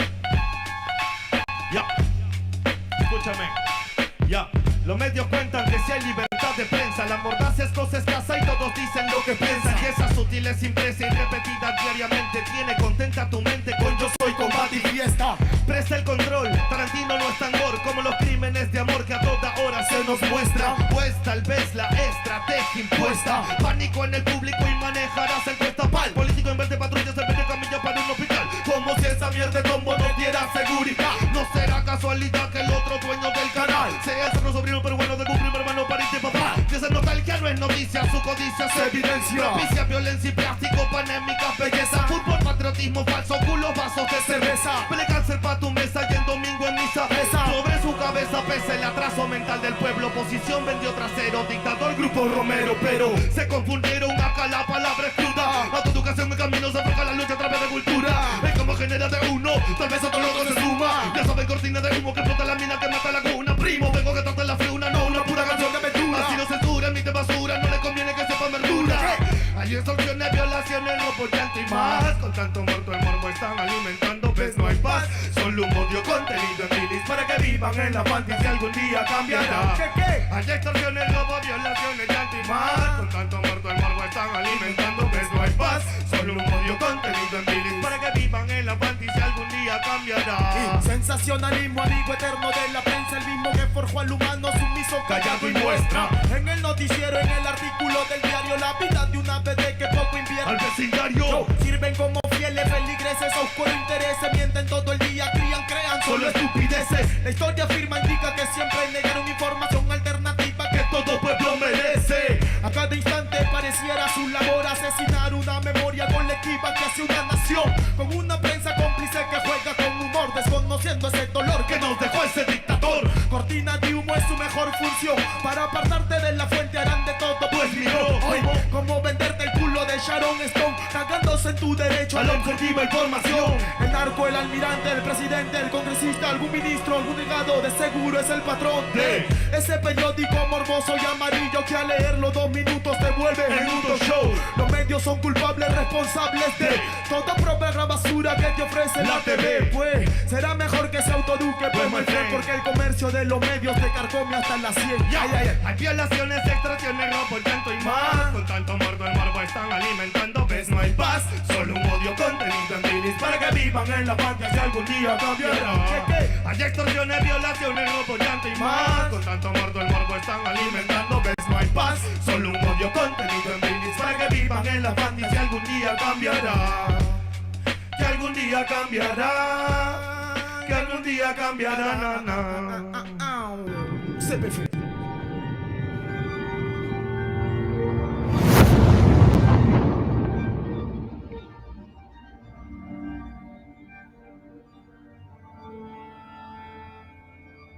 Ical, hijo, abre los ojos.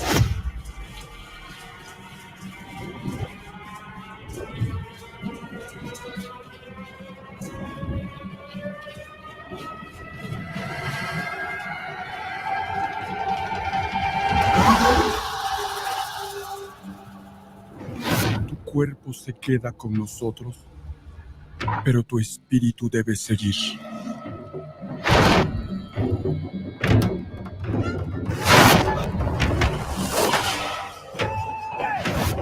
Busca la luz. Aléjate de las sombras. Deja que nuestro dolor sea tu fuerza. Desde aquí iluminamos tu camino.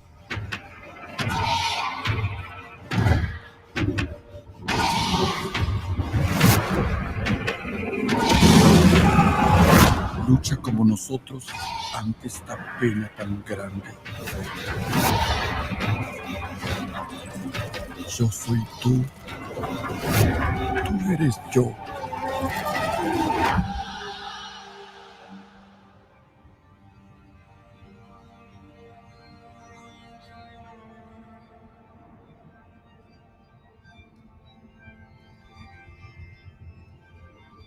La muerte que hoy nos separa,